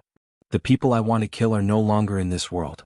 Yi Jioga expressed that he had a hand and a knife, he did not need anyone else. "What do you want?" The little tsundere finally exploded. "I just want to ask, what can you use to buy my spirit beast pill?" Yi Jioga spread his hands, looking innocent. Just as Juni Chen was about to pounce on Yi Jioga and bite her to death, Luo Tian spoke. "Miss Yi, when I escaped with the little master, we had nothing except ourselves. Then sell yourselves to me." This was Yi Jioga's goal, but he could not say it so bluntly in case they turned hostile. Thus, Yi Jioga changed his method and asked, "Then what do you plan to do?" Luo Tian pondered for a moment, then said cautiously, "It's true that the bloodthirsty sect is our enemy, but they are now dealing with you and your companions. I believe that no one understands the methods of the bloodthirsty sect better than us. If you need our help, I am willing to work for you for a year as long as you give me a bottle of spirit beast pill. I remember that you still owe me the consultation fee, right?" It was not that Yi Jioga did not want to let go of this debt of gratitude, but the blood-clothed Miaojiang tribe was famous for being a weirdo. It was said that after they repaid the debt of gratitude, they would turn hostile and take revenge just like Gu they would bite back. Yi Jioga did not want to use the secret method given by Zi Shang to subdue Junichen as a big Gu, so he could only make an issue of the debt of gratitude. He would let them work for a few years and when he became stronger it would not matter if they bite back. When Luo Tian heard the two words consultation fee, he fell silent. That's right, his life was saved by Yi Jioga, and now asking her to use spirit beast pills to hire him was indeed contradictory. You saved him so his life is yours from now on. Junichen was a person who was clear about his likes and dislikes, selling out his only remaining subordinate with one sentence. Chapter 165. Master. Luo Tian thought he was abandoned, his face immediately turned pale. She treats her subordinates well, you go and work for her, let her use spirit beast pills as a reward, then bring it back to me. Junichen said as a matter of course. During this period of time he was not only rearing worms, he was also secretly observing Yi Jioga's character. Ever since Yi Jioga used spirit beast pills to help Yi Yu buy worm goo, he knew that Yi Jioga was a good person, very generous to his own people. Yes. Luo Tian heard that his little master did not abandon him, but only wanted him to work for others to earn spirit beast pills. He immediately nodded. Little Tsundra, is it really good for you to send your subordinates to my place? Yi Jioga really wanted to complain. After Junichen sold his subordinates he continued to sell himself. As for me, a bottle of spirit beast pills to help you kill one person, this is already my bottom line, I will not work for you. He was the most orthodox bloodline of the blood cloak Miao people. Shouldering the hopes of all the clansmen, it was impossible for him to be someone else's subordinate. I said, I don't need you to help me kill. Yi Jioga shook his head. Junichen's big black eyes immediately flashed a ruthless light. He hated to be rejected. Not to mention that Yi Jioga rejected him again and again. Fortunately, when Junichen was about to turn hostile, Yi Jioga added, how about this, you help me do one thing, I will give you a bottle of spirit beast pills, how about that? Junichen silently counted with his fingers, feeling that this deal was reasonable. He nodded, all right, tell me what do you want me to do? I haven't thought about it yet, I will give you a bottle as a deposit first. Yi Jioga took out a bottle of spirit beast pills and threw it to Junichen. Junichen immediately took it, opened it and smelled it, it was indeed a good medicine. Luo Tian, from now on you are my subordinate, is that right? Yi Jioga turned his head and asked Luo Tian. Yes, just tell me what you need, master. Luo Tian placed his right hand in front of his chest and bowed slightly, his attitude was still very serious. Yi Jioga glanced at Junichen. Junichen was expressionless, silently counting his fingers in his heart, calculating how to eat these spirit beast pills. He did not have any objection to Luo Tian calling Yi Jioga master. This attitude wasn't normal. Yi Jioga thought for a moment, then asked Luo Tian, the natal goo in your body, does it have to obey Junichen? Yes, the natal goo in the young master's body is the most powerful one in the blood-clothed Miao tribe. Everyone has to listen to him. Luo Tian did not hide anything. *CK. Yi Jioga wanted to vomit blood. Luo Tian said that he would sell his life for him, but in the end his life was in someone else's hands. What kind of logic was this? However, what displeased her the most was the way Luo Tian addressed him. He called her master and Junichen young master. Those who didn't know better would think that Junichen was her son. Call me young miss from now on. Yi Jioga decided to keep his distance from Junichen. All right. This was not a problem for Luo Tian. Yi Jioga composed himself and asked another question. Why does your master care so much about spirit beast pills? In fact, she already had a guess in her heart, but she still wanted to clarify it. Because the spirit beast pill you refined has a great effect on repairing our life insect, Luo Tian replied seriously. Originally, his vital goo had already entered a state of suspended animation and could only recover by devouring other goo worms.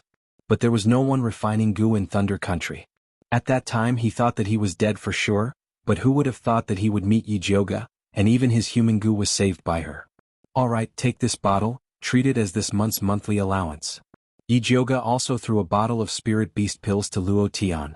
She was quite satisfied with Luo Tian's attitude. Although this lad looked like an unruly barbarian, his temper was quite good, especially when compared to Junichen. Yi Jioga had always been a generous person. Before she rode a horse, she would first feed the horse grass. Many thanks. Luo Tian received the spirit beast pills and was about to keep them, but was stopped by Yi Jioga. I gave you the spirit beast pills to help you recover your strength quickly so that you can work for me. not to let you earn it for free.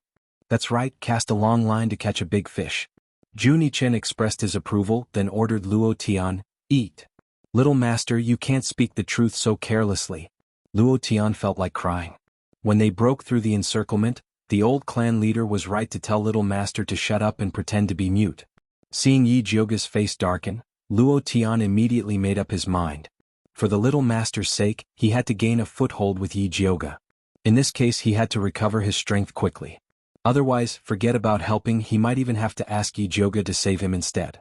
Luo Tian quickly swallowed the spirit beast pills, then said to Yi Jioga, "Eldest miss, if I'm not wrong, the bloodthirsty ancestor sent his disciple to Alchemy City to kill people, not just to take the spirit roots of those martial practitioners. He must have a bigger goal." That's right, the blood fury skill he cultivates is about to level up. The blood and spirit roots of those martial practitioners are not enough for him. Juni Chen's voice was cold, his dark eyes incomparably cold. Blood fury skill? What the hell is that? Yi Jioga's heart skipped a beat when she heard this name and she hurriedly asked. Juni Chen kept a straight face and did not answer. Chapter 166. It was a moonlit night, but the forest was still dark. Yi Jioga was drawing circles on the ground, thinking about a very important problem. Though she shouted to meet up with Wan Xiang, Bai Songling and Yi Yu, they weren't in Alchemy City. She couldn't find them. But it wasn't like she couldn't find them. Wan Xiang's letter said that there was red clay on the skulls of the dead martial artists. She should be able to find them if she followed this clue. Unfortunately, it was a waste of time. Luo Tian stood to the side, silently guarding Yi Jioga like a statue. On the fifth sigh, she couldn't help but ask, "Eldest miss, I heard that you have a brother called Yi Yu who also has a poisonous earth dragon parasite cultivated by master?" "Yes." Yi Jioga nodded. "Why? Your parasites can communicate with each other?" "If that was the case, it would save her a lot of effort." "I can give it a try," Luo Tian said cautiously. "Then hurry up and try." Yi Jioga stood up and urged Luo Tian. Luo Tian opened his palm, and the red poisonous earth dragon goo ran out of his sleeve and obediently lay on his palm. Luo Tian closed his eyes and mumbled something, but no sound came out. The red poison earth dragon parasite's two small eyes were rolling around, and its body was also moving around Luo Tian's palm. It looked like it was looking for Yi Yu's direction. "Little Junjun, when did you raise this parasite?" Yi Jioga felt that this poisonous earth dragon was not bad. It was stronger than Yi Yu's. If he could get a few for Wan Xiang and the others, he wouldn't have to worry about losing contact. "Don't call me Little Junjun." Juni Chen was expressionless, but his voice was filled with anger. Juni Chen is too hard to pronounce. Plus, even the first name makes us seem like strangers. Yi Jioga giggled, not afraid of Juni Chen's anger at all. To be honest, Juni Chen's expressionless and angry look was quite cute after a while. "Then call me Little Mute." Juni Chen held back his anger. For the sake of the spirit beast pill, he endured it. "But you're not mute." Yi Jioga continued to tease Juni Chen. "Damn woman, how dare you tease me?" Juni Chen was about to explode. Fortunately, Luo Tian finally opened his eyes and said in a deep voice, "Big Miss, Lil Red has found Yi Yu's location. He's not in a good condition, so we should hurry over." Little Red was the poisonous earth dragon goo in his possession. "Let's go." Yi Jioga couldn't be bothered to tease Juni Chen anymore. Luo Tian immediately ordered Lil Red, "Go." The red poisonous earth dragon goo spread its cicada's thin wings and flew toward the east. Yi Jioga and the others quickly followed behind it. Dawnfall Peak, in a dilapidated temple that had not been repaired for a long time, the statue of the Earth Lord that was worshipped was already incomparably modeled. The corners of the roof were covered with cobwebs, and there was a thick layer of dust on the ground. Sunlight shone through the hole in the roof, illuminating a small part of the floor in the middle, but the surroundings were still very dark. Yi Yu held his breath and hid in the shadows on top of the roof beam. He still had 2 clear heart pills in his mouth. These were the last of his stock. Ever since he found out that Yi Jioga had been framed by the crown prince, he desperately searched for Lu Yunfei, wanting to capture her and bring her to justice to clear eldest Miss's name. With great difficulty he finally reached the vicinity of this dilapidated temple, but he didn't expect to fall into Lu Yunfei's trap and be hit by a sneak attack from behind. At the last moment, Yi Yu snuck into the shadows and silently waited for an opportunity to escape. "Little Yi Yu, be good and open the door." "Quickly open it, big sister wants to come in." Lu Yunfei's sickeningly sweet voice resounded from outside the dilapidated temple. Then there was a loud bang. The wooden door of the dilapidated temple flew up and crashed to the ground, raising a large amount of dust. Lu Yunfei was still dressed in a pink dress, and the hem of the dress was embroidered with colorful butterflies, which danced along with her movements.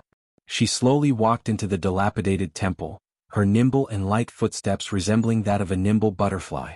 That pair of eyes that flashed with a faint red light swept across the dilapidated temple, and she laughed to herself, "Little Yiyu, quickly come out, big sister will make you very happy."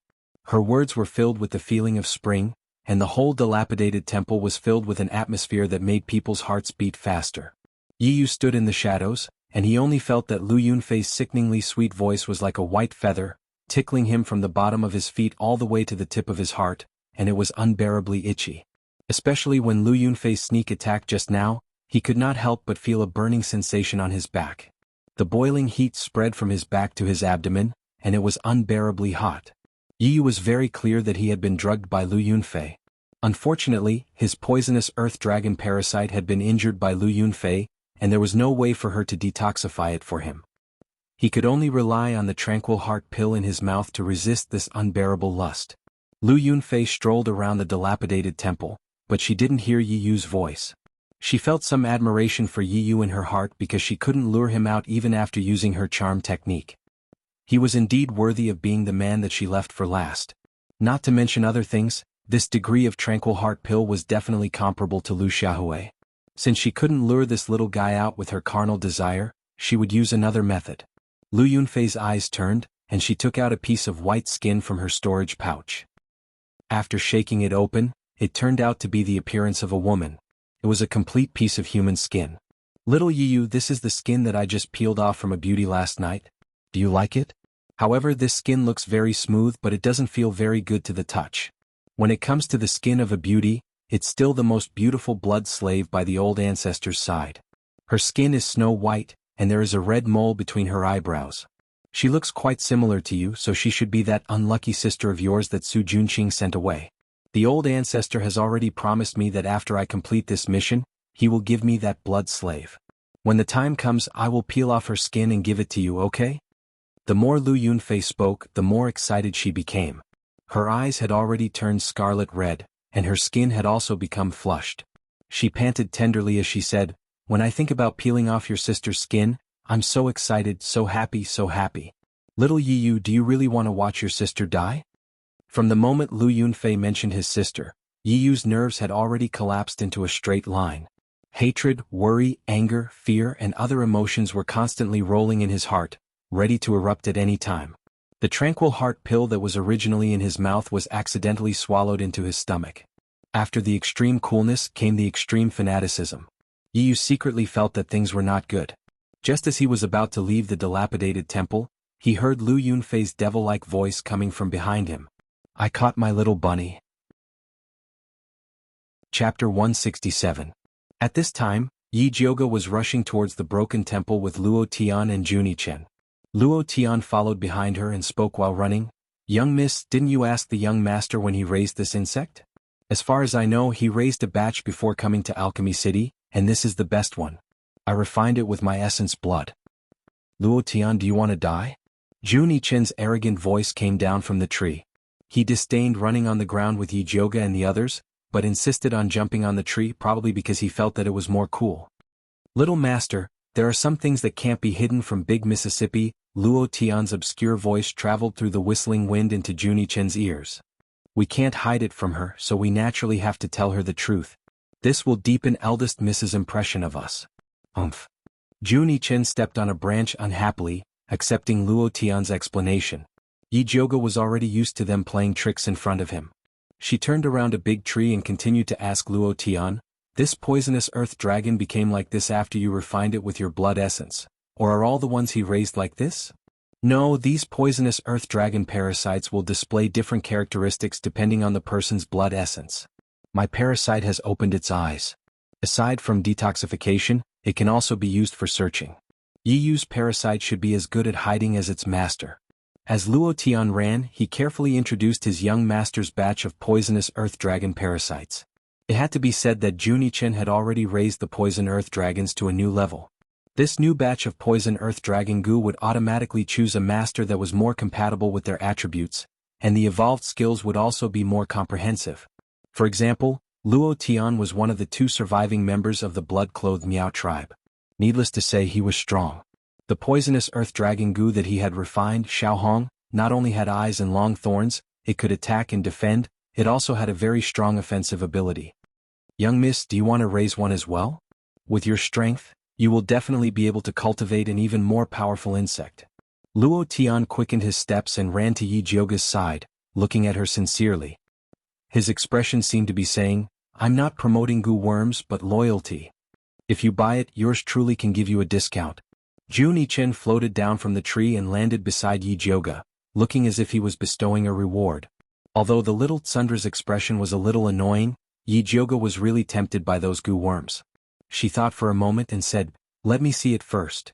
Jun Yichen rolled up his sleeves, revealing his white and dry little arm, on which there were 13 black dots. He said, these are all insects that haven't hatched yet.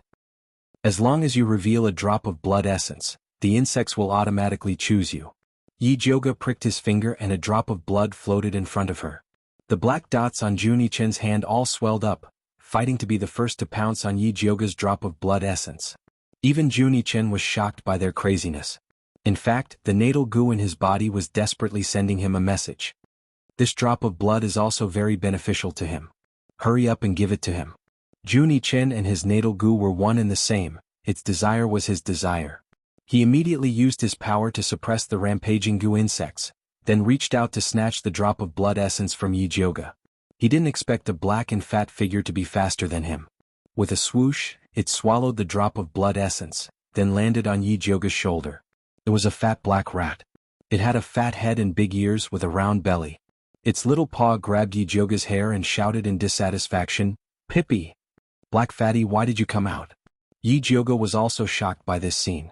Only now did she remember Zishang's warning to her. Every drop of blood in her body belonged to him. If she dared to let others use it carelessly, he would use a big stick to punish her. Was it too late to destroy the rat now? You dare to steal this young master's thing? Jun Yichen's big black eyes stared at the black fat rat. The goo worms on his hand all went berserk, looking like they wanted to rush up and swallow the black fat rat clean. The black fat rat looked at the little worms with contempt, completely disregarding Jun Yichen. It took out a carrot that was even longer than him from its beast skin bag, and squatted on Yi Jioga's shoulder as it chewed on it with relish. If you want to fight, then fight later. Don't delay me from saving people. Yi Jioga didn't even turn his head as he grabbed the black fat rat and stuffed it back into his cloth bag. Jun Yichen lost his target and looked angrily at Yi Jioga, shouting, Return the blood essence to me. Return your grandpa, that belongs to me. Yi Jioga said in a bad mood. He couldn't tolerate this bad temper of stealing things. You. Jun Yichen was about to flip out, but was held down by Luo Tian. Little master, earning spirit beast pills is more important. Jun Yichen clenched his teeth, silently remembering this grudge. Yi Jioga couldn't be bothered with little Ao Jiao's thoughts and said to Luo Tian, Hurry up, I want to find Yu in an incense's time. After Luo Tian appeased the little master, he drove Xiaohong with all his might, and quickly brought Yi Jioga to the broken temple. You should be inside, I can feel that his poisonous earth dragon goo is injured. Luo Tian said softly. Yi Jioga opened his spirit eye to carefully inspect the situation of the broken temple. He saw a red circle of light surrounding the broken temple, mixed with the thick smell of blood, and there were even many strange red shadows hiding in the surroundings. It was obvious that this broken temple was one of Lu Yunfei's traps. She wanted to use Yi to lure the others over. Young miss, do we attack? Luo Tian rubbed his fists, wanting to show off. Do you have the confidence to deal with the people from Bloodthirsty sect? Yi Jioga asked. It wasn't that she looked down on Luo Tian and Jun Yichen. It was that the two of them were crippled and small, they were really unreliable. You still have the nerve to ask this kind of nonsense. Jun Yichen was still holding a grudge against Yi Jioga for not giving him the blood essence. So you have already found a way to deal with Bloodthirsty sect? Yi Jioga raised his eyebrows and asked. Of course. Jun Yichen nodded his head proudly, and habitually wanted to use spirit beast pills to exchange for an answer.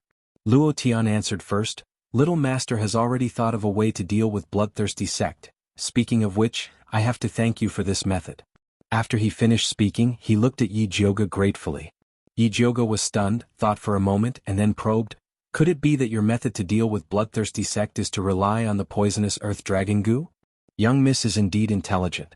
Luo Tian nodded his head in gratification, looking like he didn't follow the wrong person. He couldn't tell that this guy was quite good at flattering people. However, flattery was useless. Yi Jioga still had to ask clearly what he needed to ask. Chapter 168. How can you be so sure that the poison earth dragon goo can deal with the bloodthirsty sex people? I don't want guesses. I just want evidence, Yi Jioga said bluntly. TSK. Of course, yours truly has verified it. Junichen replied proudly. That year, when Forefather Bloodthirsty attacked the Bloodthirsty Miao tribe's territory, as the successor of the Patriarch, Forefather Bloodthirsty Miao tribe had to kill him. Although the old Patriarch risked his life to save him, he was also poisoned by the poison that could restrain the goo. In the beginning he was tortured by the poison every day. It was only when he accidentally discovered that devouring the poison earth dragon could alleviate the poison that he felt much better. However, there weren't many poisonous earthworms in the wild, and searching for them was a waste of time, so he turned his attention to the cultivation base of the pharmacy. He seized the opportunity and used goo to control an old man in a pharmacy. Finally, he successfully sneaked into the poisonous earth dragon's manor. Because the earth poisonous dragon only had a lifespan of 15 days, the people in the villa didn't care too much about the daily consumption.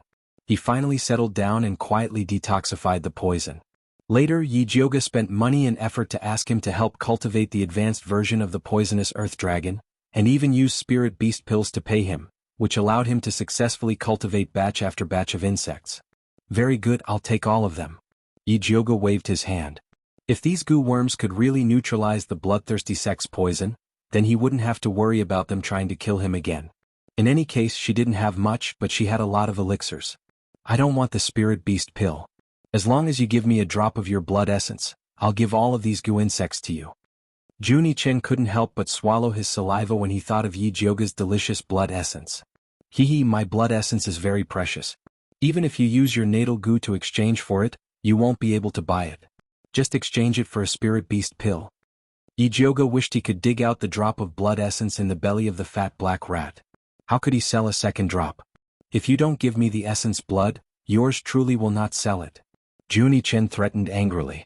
Up to you. Yi Jioga shrugged and spread his hands. She had 100 ways to deal with people from bloodthirsty sect. However, Junichen could only eat the spirit beast pills. He refined himself. Let's see who can last longer. Young master. Luo Tian pressed down on Junichen's shoulder again. Now that they had a favor to ask, they would only suffer losses if they were too arrogant. How could Junichen not understand this logic? Even if he hated being suppressed by Yi Jioga, he could only helplessly accept his fate. All right, the old price, 1 bottle of spirit beast pills for 1. Sure, but I don't have that many spirit beast pills on hand right now. We'll make the deal after we return to Thunder Country, Yi Jioga said. He planned to give each of them a spare pair when they returned. And Junichen was very confident in Yi Jioga's character. All right, now let's talk about how to go in and save Yi Yu. After Yi Jioga had settled Junichen, he began to discuss serious matters. Of course we're going to kill our way in. Junichen's eyes were filled with murderous intent as he looked at the dilapidated temple. He decided to start with Lu Yunfei and start his path of revenge against the bloodthirsty sect. No. Yi Jioga shook his head. Yi Yu was in Lu Yunfei's hands. If she were to use him as a hostage, it would be very difficult for them to rescue him. It was better to think of a foolproof method while Lu Yunfei did not know their background. For example, luring the tiger away from the mountain, creating a diversion. Whatever you say, miss, we'll do it. Luo Tian took the opportunity to express his loyalty. Yi Jioga had just thought of an idea, so he said, then you guys just do as I say, no problem. Luo Tian nodded calmly. No problem. Junichen expressed that as long as he took action, there would be no mistakes. Alright, let's go. Yi Jioga nodded and led Luo Tian and Junichen towards the dilapidated temple. Inside the dilapidated temple, light and shadow intertwined. Yi Yu's major acupuncture points were sealed by Lu Yunfei and he was laid flat on the white human skin. TSK. I didn't know that you could run so well. Lu Yunfei was not in a hurry to enjoy her feast. Instead, she touched Yi Yu's smooth and white skin with interest. Her tone was full of pity. It's been a long time since I've met such a beautiful man. I really can't bear to do it. What do you want? Yi Yu's entire body could not move. His eyes shot out a ray of hatred as he stared fiercely at Lu Yunfei. He, a man and a woman alone in a room. What do you think I want? Lu Yunfei's small hand was placed on Yi Yu's strong chest. She gently kneaded his firm chest muscles, trying to ignite his fire. You shameless slut. Yi Yu had always felt that men who scolded women were not good people. However, when faced with a sinister and cunning snake like Lu Yunfei, he had no choice but to scold her. Is that all you can say? Lu Yunfei smiled coquettishly. Yi Yu's scolding was simply not painful to her. In fact, it was filled with interest. Slut, slut. Yi Yu clenched his teeth. He wanted to scold her until she was bleeding. Unfortunately, he was not good at scolding people. His mouth kept repeating these words. And I like it. Louder. The more Lu Yunfei listened, the more excited she became. She could not wait to tear Yi Yu's shirt into pieces. Then she reached out to pull his belt. Get lost. Don't touch me. Yi Yu really did not want to act like an ignorant girl who was being molested by a pervert. However, when he thought about losing his virginity to Lu Yunfei, this slut, he felt that he might as well die. Moreover, he wanted to have his blood, cultivation and vitality sucked dry. He felt that he might as well die. Not only will sister touch, sister will also eat. Lu Yunfei pulled out Yi Yu's belt. She laughed like a hen that was about to lay eggs. Just as Yi Yu was about to be stripped naked by Lu Yunfei, a red shadow as thick as a thumb silently rushed down from the roof. It rushed towards Lu Yunfei's neck. Lu Yunfei's hand was still on Yi Yu's chest. However, the clothes behind her moved. A purple scorpion drilled into her neck. Its stinger moved and fiercely whipped the red shadow. The red shadow craftily turned around and spat out a sticky red liquid at the purple scorpion. The purple scorpion could not dodge in time. It was covered by the red liquid and could not move. The red shadow flapped its wings and quickly dragged the scorpion away. The entire process was very fast. It only took a few breaths. By the time Lu Yunfei reacted, she discovered that her treasure-seeking scorpion had been stolen. She had obtained that treasure-seeking scorpion by chance. She had spent countless years to raise it to rank 3. It was the time to use it. She had obtained a lot of benefits from the treasure-seeking scorpion. How could she be willing to let it be stolen like this? Lu Yunfei did not care about enjoying her feast. Her figure moved and chased after the scorpion. In the blink of an eye, only Yi Yu was left in the broken temple. Yi Yu condensed all the spiritual energy in his body. He wanted to break through the sealed acupuncture points. Unfortunately, Lu Yunfei's technique was very strange. He was unable to condense his spiritual energy. Seeing that Lu Yunfei was about to return at any moment, he was so anxious that a thin layer of cold sweat appeared on his body. He almost went berserk. Chapter 169. Just as Yi Yu was about to open his acupuncture point, a few inaudible footsteps came from outside the dilapidated temple. He thought it was Lu Yunfei who came back and almost spat out a mouthful of blood. He didn't expect a familiar figure to walk in. Her green clothes fluttered in the wind, her figure was graceful, her face was delicate and there was a faint fragrance on her body. It was Yi Jioga. Yi Yu, are you okay? Yi Jioga was shocked when she saw Yi Yu's clothes were messy, revealing half of his smooth chest and even his belt was taken off. She didn't come late and caused Yi Yu to sleep with Lu Yunfei, right? I'm fine. Yi Yu's sorry state was seen by Yi Jioga and he wanted to hide in a hole and never come out. Yi Jioga originally wanted to help Yi Yu open his acupuncture point. Seeing that he was not intimate, she was too embarrassed to make a move. She turned around and shouted, Luo Tian, come in for a moment. Luo Tian quickly came in and saw Yi Yu's miserable appearance. He thought that Yi Yu had been done with by Lu Yunfei. He was very sympathetic and reached out to help him open his acupuncture point. Yi Yu regained his mobility and quickly tidied up his clothes. However, his injuries were a little heavy and his movements were a little slow. It was Luo Tian who helped him. Trash. A proud and disdainful voice came from the roof. Little mute? Yi Yu looked up and for a moment, he wasn't sure if it was him who was scolding him. Humph, you have this young master's poisonous earth-dragging goo and you can move stealthily but you were still plotted against by that woman. You're really trash. Juni Chen continued to complain expressionlessly. Yi Yu didn't defend himself in the face of Juni Chen's scolding and said in shame, I was careless. I didn't expect Lu Yunfei to have other helpers. Eat these pills first, then tell me what other helpers she has. Yi Jioga saw that Yi Yu's body was emitting a strong smell of aphrodisiac. She poured out 2 clear heart pills and 1 fire pill for Yi Yu. Yi Yu ate the pill and the dark fire on his body immediately retreated. Then he told the story of how he was plotted against. After he discovered Lu Yunfei's whereabouts yesterday, he stealthily followed her and found out that Lu Yunfei had kidnapped a level 2 alchemist from the alchemy competition. He wanted to save this tier 2 alchemist and let her accuse Lu Yunfei and Su Junqing so that he could clear Yi Jiuge's name. He did not expect that the tier 2 alchemist was actually a fake, and had backstabbed him instead. When he was escaping, he was hit on the back by Lu Yunfei's palm, so he fled here. Who was that evil cultivator who pretended to be a level 2 alchemist? Yi Jiuge asked with a frown. Previously, during the alchemy competition, she had carefully observed the few level 2 pill refiners and did not find any traces of heretic cultivators. It's a middle-aged woman with high cheekbones, a mean face and fine wrinkles at the corners of her mouth. Her name is Guangxi. Yi Yu carefully described the woman's characteristics. I recognize that woman. Yi Jiuge had an impression of her. After the alchemy competition, that woman had stayed in the alchemy tower and hadn't appeared since. I recognize it too, Luo Tian said. At that time he was the one who tested the medicine on the stage, so he secretly noted down all the tier 2 pill refiners. That middle-aged woman was quite conspicuous, so it shouldn't be that easy to disguise. That evil cultivator is very powerful. The evil aura on her body was completely concealed, and there was no trace of her disguise at all, Yi Yu repeatedly emphasized. Even you were fooled.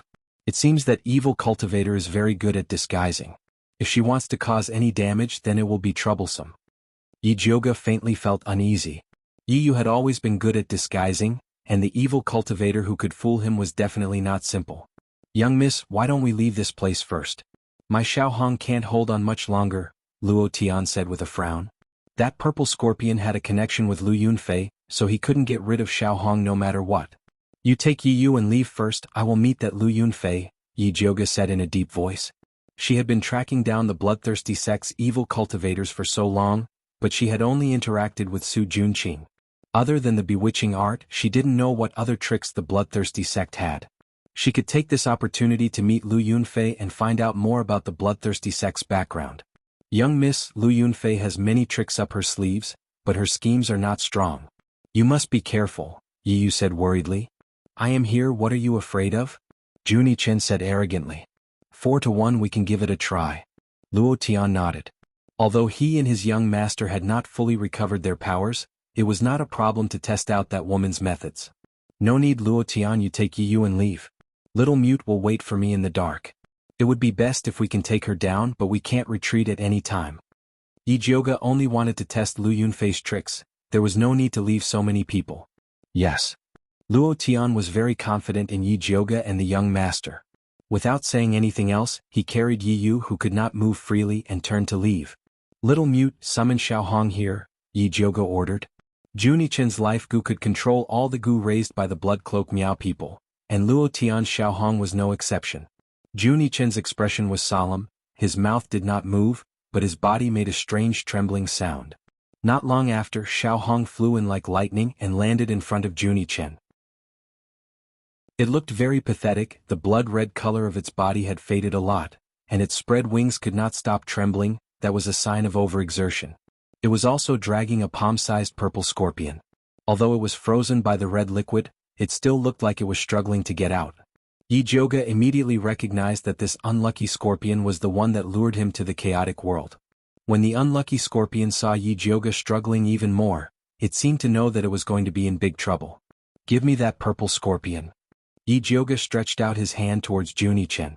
A spirit beast pill, Juni Chen raised his index finger and added expressionlessly, to reward Xiaohong. Cheapskate, take it. Yi Jiuge was already speechless at Juni Chen's action of wanting to take the prize from him. After Juni Chen fed the spirit beast pill to Xiaohong, he took down the purple scorpion and threw it to Yi Jiuge. After Yi Jiuge wrapped the scorpion with his spiritual energy, he carefully examined it. This scorpion was palm-sized, its purple carapace looked like it was forged from metal, and it shone with a faint cold light. But the strangest thing was that there was a red eye on its stinger, which was faintly discernible under the sunlight. So it's a treasure-seeking scorpion. Yi Jiuge had heard of this kind of strange beast. Not only was it very sensitive to treasures like Yin spirits, but after advancing, it could also eliminate demons and devour ghosts. It was a very angry demonic beast, no wonder Lu Yunfei would rather give up on Yi Yu and chase after him. Chapter 170. That evil cultivator has caught up, Juni-chen said softly. Yi-Jioga looked towards the entrance of the broken temple, only to see a light breeze blowing, the leaves falling silently, but a murderous aura assaulted his face. Stick to the plan.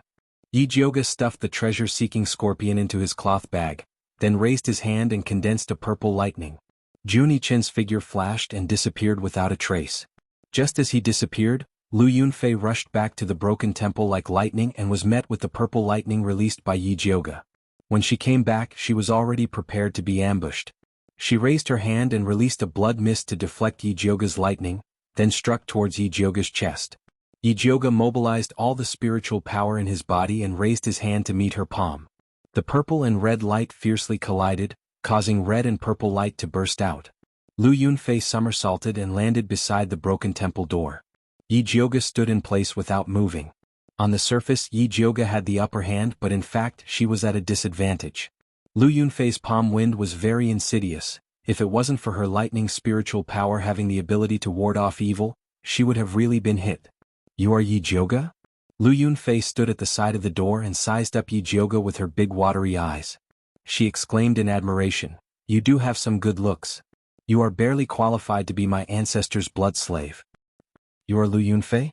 Yi-Jioga squinted his eyes and looked at Lu Yunfei with contempt, then said with disdain, "You look so vulgar, no wonder you have to use underhanded methods to force yourself on a man. Little girl, you better control your mouth or else you won't even know how you die." Lu Yunfei's face darkened. Although she had heard countless insults, she still had to admit that Yi-Jioga's mouth was a bit too vicious. "Can't help it, this mouth of mine can't be controlled when I see an ugly woman." Yi-Jioga pretended to be distressed. She was originally extremely beautiful, and after obtaining the white bone flame, she had an otherworldly aura. That appearance of using her beauty to commit murder could definitely drive a woman crazy. Although Lu Yunfei wanted to skin Yi-Jioga, she was after all, still someone who had seen the world. He suppressed the anger in his heart and asked the two most important questions. "Where are my Yi-Yu and treasure-seeking scorpion?" "It's already mine." Yi-Jioga smiled proudly, his arrogance exploding. Courting death. An ominous glint flashed past Lu Yunfei's eyes.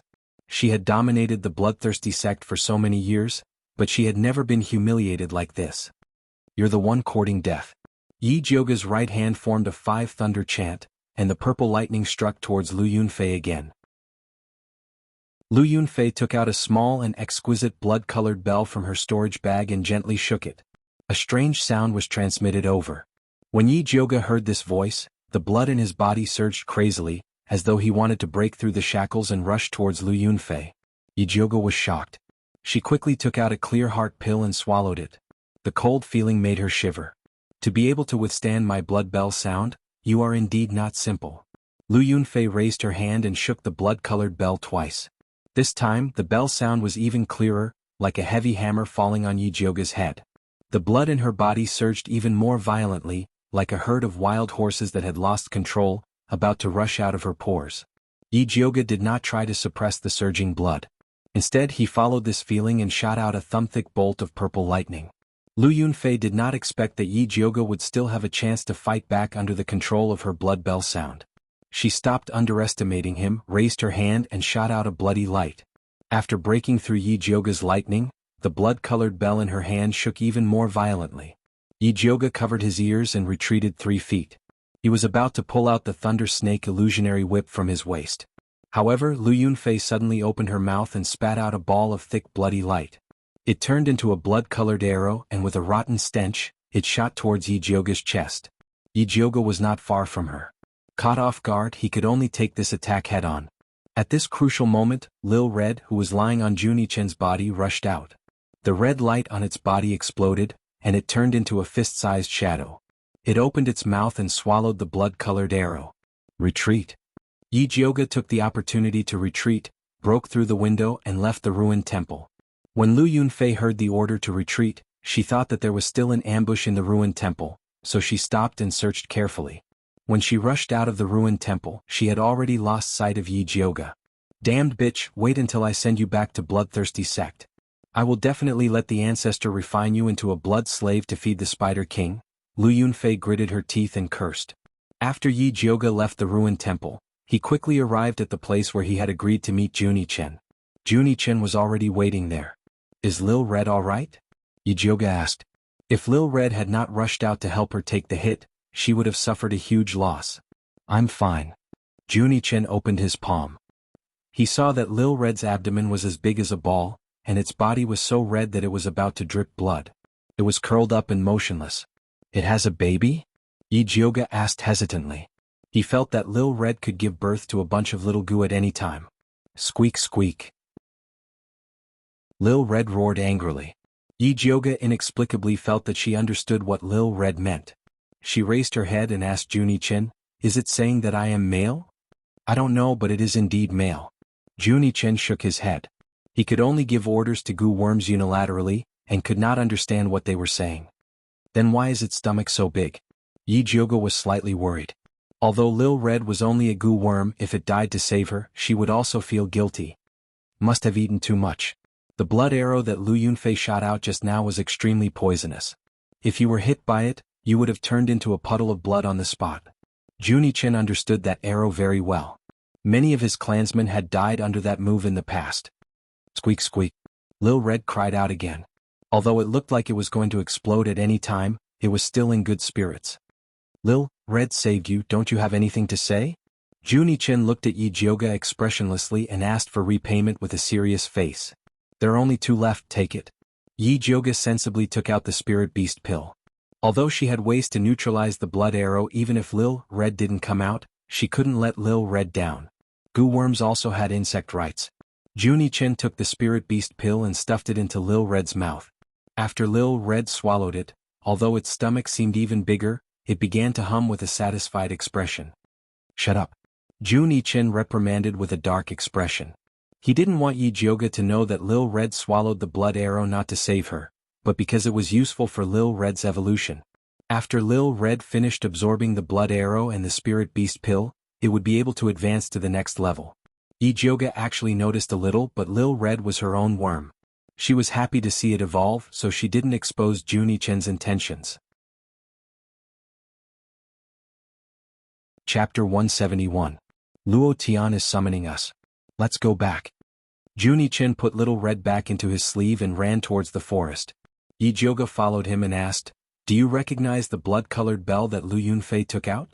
The ringing from the blood-colored bell was too terrifying.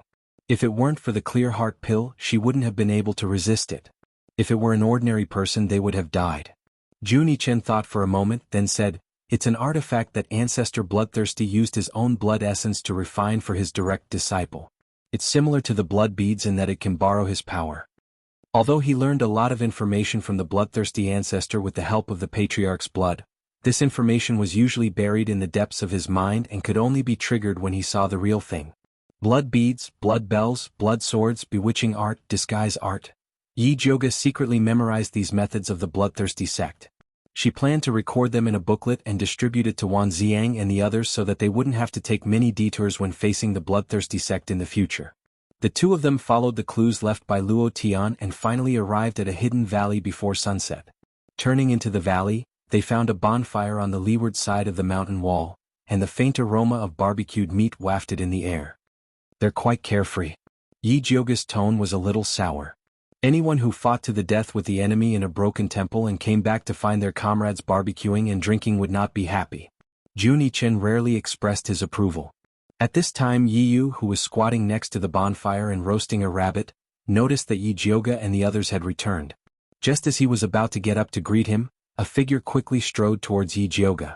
As she ran, she said in an exaggerated tone, "My young miss, you've finally appeared. Alchemy City and Shangjing are in chaos because of you."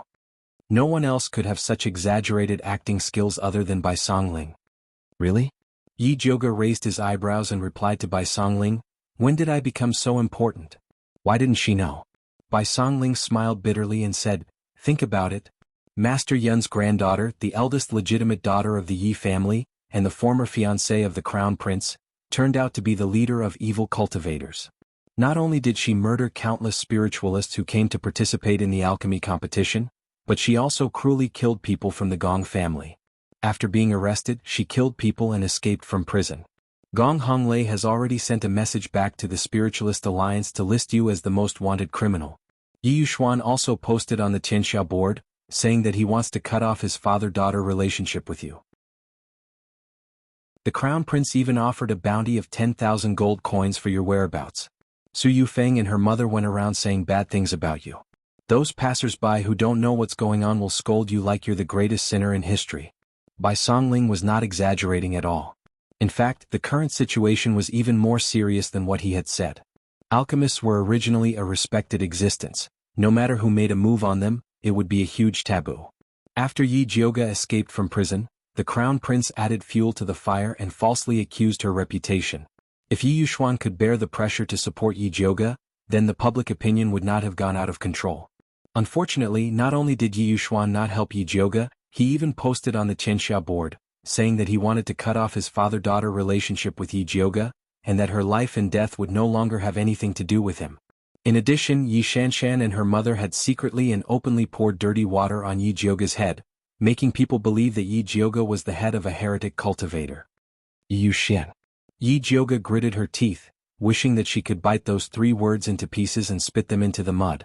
Although she knew that this scumbag of a father was a bit heartless, she did not expect him to be so heartless, indiscriminately framing her, and breaking her bottom line every time. Forget it, I don't want this kind of father. Bai Songling comforted. Yi Jiuge let out a breath and asked, what about the servants in my courtyard? She was only worried about Mother Qing, Pearl and the others. Even if Yi Yuxuan did not make a move on them, Su Yufeng would not let them go. Don't worry, after His Highness Dong Ling Wang heard the news, he immediately sent people to hide all the servants in your courtyard.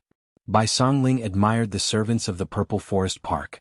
Dongfang Ke had just sent someone to pass the news to Mother Qing, and Mother Qing immediately arranged for all the servants to leave in an orderly manner. When Su Yufeng rushed over, even the old maid guarding the door of the Purple Forest Park had disappeared. That's good. Yi Jiuge finally heaved a sigh of relief. Oh right, 4th Miss Yi is determined not to believe that you are a heretic cultivator, and is still unwilling to return to Alchemy City, but her mother, 5th Aunt, Bai Songling couldn't help but sigh and said, we originally wanted to bring 5th Aunt out, but she insisted on staying in the Yi mansion to wait for 4th Miss Yi to return. Not long after, I heard that she died of an acute illness. The news that Su Yufeng spread was that you were dissatisfied with Yi Yuxuan and wanted to poison them, but accidentally killed 5th Aunt. 5th Aunt is dead? This news was a bit unexpected for Yi Jiuge, but it was also reasonable. Yes, our people have already investigated and confirmed that it was Su Yufeng who poisoned her. Yi Yuxuan should also be aware of this, but he tacitly agreed that Su Yufeng pushed the blame to you. Bai Songling had been in the Ministry of Justice for a long time and believed that he had seen many tragedies, but a man as scum as Yi Yuxuan was rare. I didn't think that she would still be unable to escape this calamity. Yi Jiuge sighed. She had already done her best to protect 5th Aunt, but in the end she still couldn't protect her to the end. She only pitied Yi Rui. Young miss, the rumors about you in Alchemy City and Shangjing are very unfavorable. If you don't think of a way to eliminate them, I'm afraid it will only get worse. Although Bai Songling sympathized with 5th Aunt for not being a good person, Yi Jiuge was still more important to him. How could Yi Jiuge not know the severity of the situation? However, this kind of public opinion couldn't be changed with just words. Just as Yi Jiuge was frowning and thinking hard, Luo Tian came over and said gently, young miss, why don't we slowly talk by the fire? It's warm there. You've been tired all day, so you should be hungry. Yes, we roasted rabbit meat for you and cooked mushroom soup. Bai Songling said, at such an unlucky time, you need to eat and drink to have the energy to continue the discussion. Yi Jiuge didn't feel it before, but now that she mentioned it, she realized that she was really hungry. She came to the fire and found that Junichin was already squatting by the side, eating more than half of the rabbit. Young miss, sit here. Yi Yu took a roasted golden rabbit from the fire rack and handed it to Yi Jiuge. Yi Jiuge took a bite. The taste was really good. It was crispy on the outside and tender on the inside, with crispy skin and crispy meat. In addition to the roasted meat, there was an iron bowl on top of the fire cooking soup. White mushrooms floated in the soup and it smelled quite good. While Yi Jiuge was eating, Bai Songling squatted beside her and continued the previous topic. After you leave the prison, you're already the head of the evil cultivators. Lu Yunfei and Su Junqing will definitely take the opportunity to kill those spiritualists and push the blame on you. Chapter 172. Don't worry about those rumors. When the truth comes out, the situation will change. The most important thing now is to expose Lu Yunfei, Su Junqing and the Crown Prince's true colors. How is Brother Wan? Yijioga asked. Now that she had been splashed with dirty water, Wan Ziang must not be any better. The Crown Prince is holding on to your friendship with him and wants to throw him into prison as an accomplice. Fortunately, Master Dongfang is wise and didn't listen to the Crown Prince's nonsense. However, Wan Ziang's military power has been taken back. Before the truth comes out, he has to avoid arousing suspicion. The Crown Prince's men are watching him every day so he can't find you. Fortunately, I've been running around outside and never entered Alchemy City. That's how I managed to avoid the Crown Prince's attack. Bai Songling explained the situation in Alchemy City. Alchemy City was divided into 3 factions. The Crown Prince and Gong Honglei's faction believed Yi Jiuge was the murderer. Wan Ziang and Yi Rui didn't believe Yi Jiuge was a heretic. Dongfang Yao and Li Zijuan remained neutral. You're missing one faction. Yi Jiuge added, Su Junqing and Lu Yunfei are also one faction, and the most important one. You're right. Bai Songling nodded and looked at Yi Yu. You brat, you've been following Lu Yunfei for so long and you still haven't found anything. Don't blame Yi Yu. I just exchanged a few moves with Lu Yunfei. Her methods are indeed powerful. Yi Jiuge drank a mouthful of soup and told them about his fight with Lu Yunfei. When mentioning the blood bell sound, she emphasized, if you see her take out a blood bell, it's best to knock it off immediately. If you can't, then leave immediately. Because her bell sound has a limited range, the closer you are, the greater the effect. She had personally tested this against Lu Yunfei when she was fighting against him. Yi Yu and Bai Songling quickly noted this down. Next, you must keep an eye on the remaining 2 rank 2 pill masters. If I'm not wrong, Lu Yunfei will make a move against them. Yi Jiuge had this guess when he heard Yi Yu say that the demonic cultivator disguised as a middle-aged woman, Guangxi. Just keeping an eye on them is not enough. It would be best if we can make contact with them and have them cooperate with us to capture the heretical cultivator, Luo Tian said solemnly. Brother, you're right. Wan Ziang's men have been keeping an eye on the Crown Prince, but they still made a mistake. It's better to ask them to be more vigilant and report to us as soon as they find any abnormalities. Bai Songling agreed. During this period of time, he had been tracking down the spiritualists who were killed along the way. He realized that they were killed because they were not vigilant enough. They had either fallen for Lu Yunfei's honey trap, or they had been deceived by someone they knew. All of them had died unjustly. Juni Chen, who had been silent all this while, suddenly said, Don't forget the ultimate goal of the evil cultivators. You're saying that they're looking for someone with a similar cultivation base as Forefather Bloodthirsty? Yi Jiuge didn't think it was possible. According to the information provided by Juni Chen and the others, Forefather Bloodthirsty was about to break through High Spirit Master and enter Great Spirit Master. Dongfang Yao was the only one in Alchemy City who fulfilled this condition. That old man looked withered, but after staying in Alchemy City for so many years, he wasn't a simple character. He wouldn't be tricked so easily.